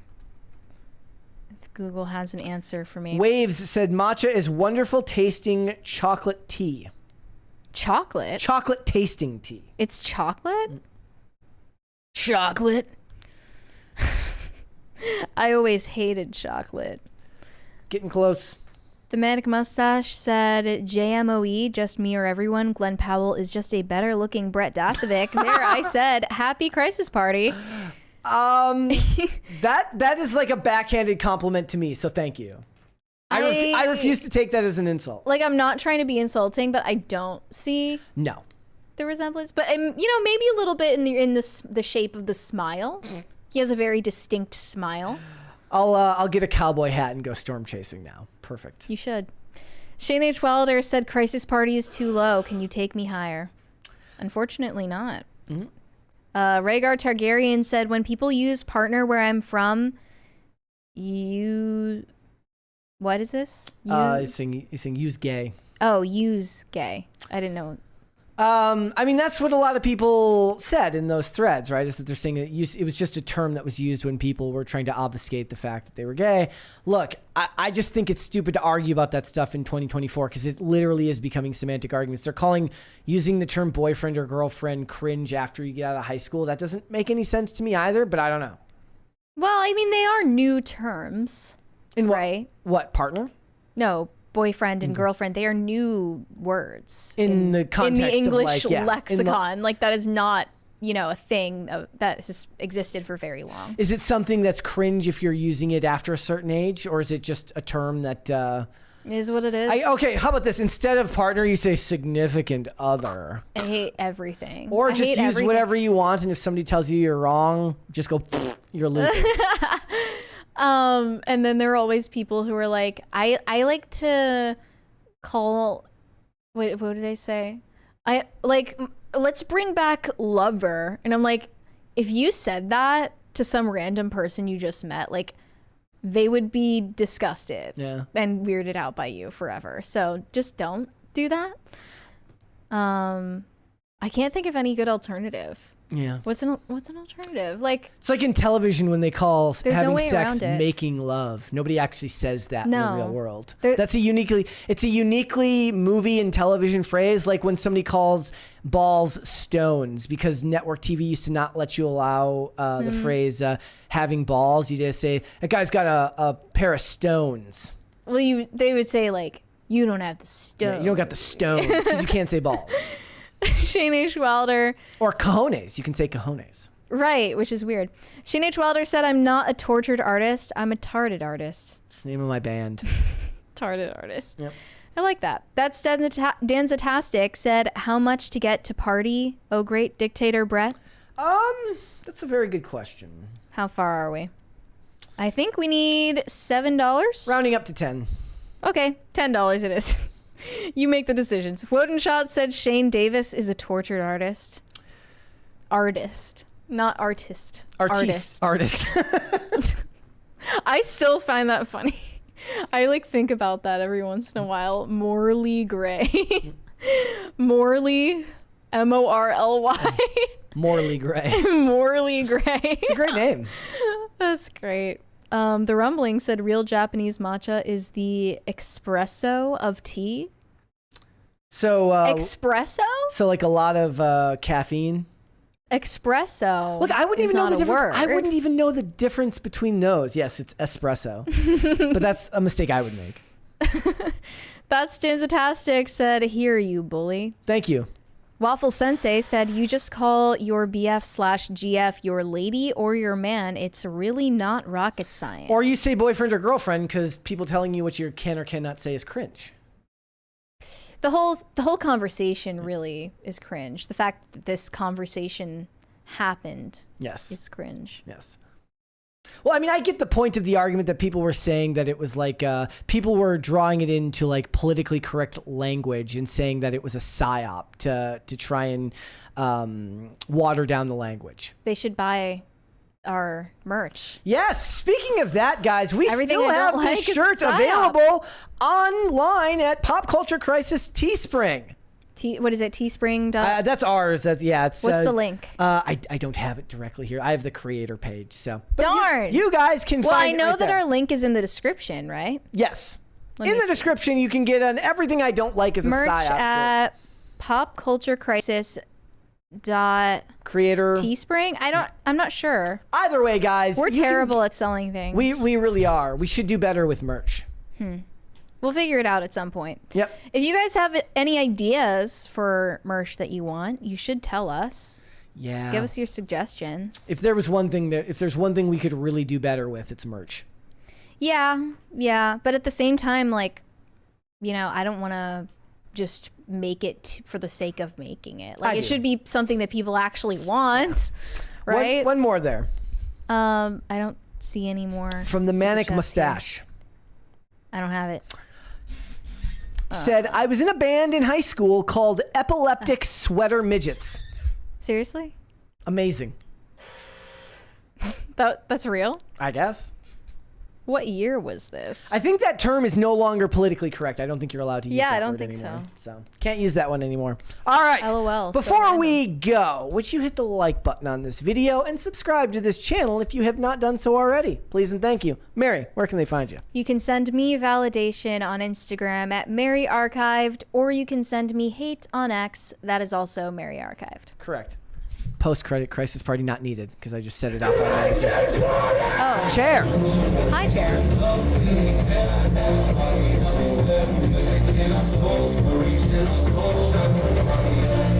I feel like we need to, before we go, we just need to share the lyrics. Okay. Got him? Let me look it up. Thank you. Because it was like, he posted all of the lyrics. It's going to go off again now because I set that one off manually. Okay. Sunrise in the sky, colors that catch my eye, dance in the light, ready for tonight, heartbeats like a drum, feel the rhythm come, every moment bright, we'll take on the night. Best song ever, we'll sing together forever and more on the dance floor. It really was very 2013. It's giving 2013 like club music. Stars shine above, feel the pulse of love, moving as one underneath the sun. There it goes off again. Damn it. I turned the volume down. Hands up in the air, party everywhere, music in our souls, we're reaching our goals. That one was weird. I don't know what it has to do with reaching goals. But it's the best song ever, so Yes. it doesn't matter what it means. Exactly. Thank you, guys. All right. I guess this is an unofficial crisis party. And I'm going to do it again. Did you do your outro? I Yes, did, you did. yeah. Okay, guys.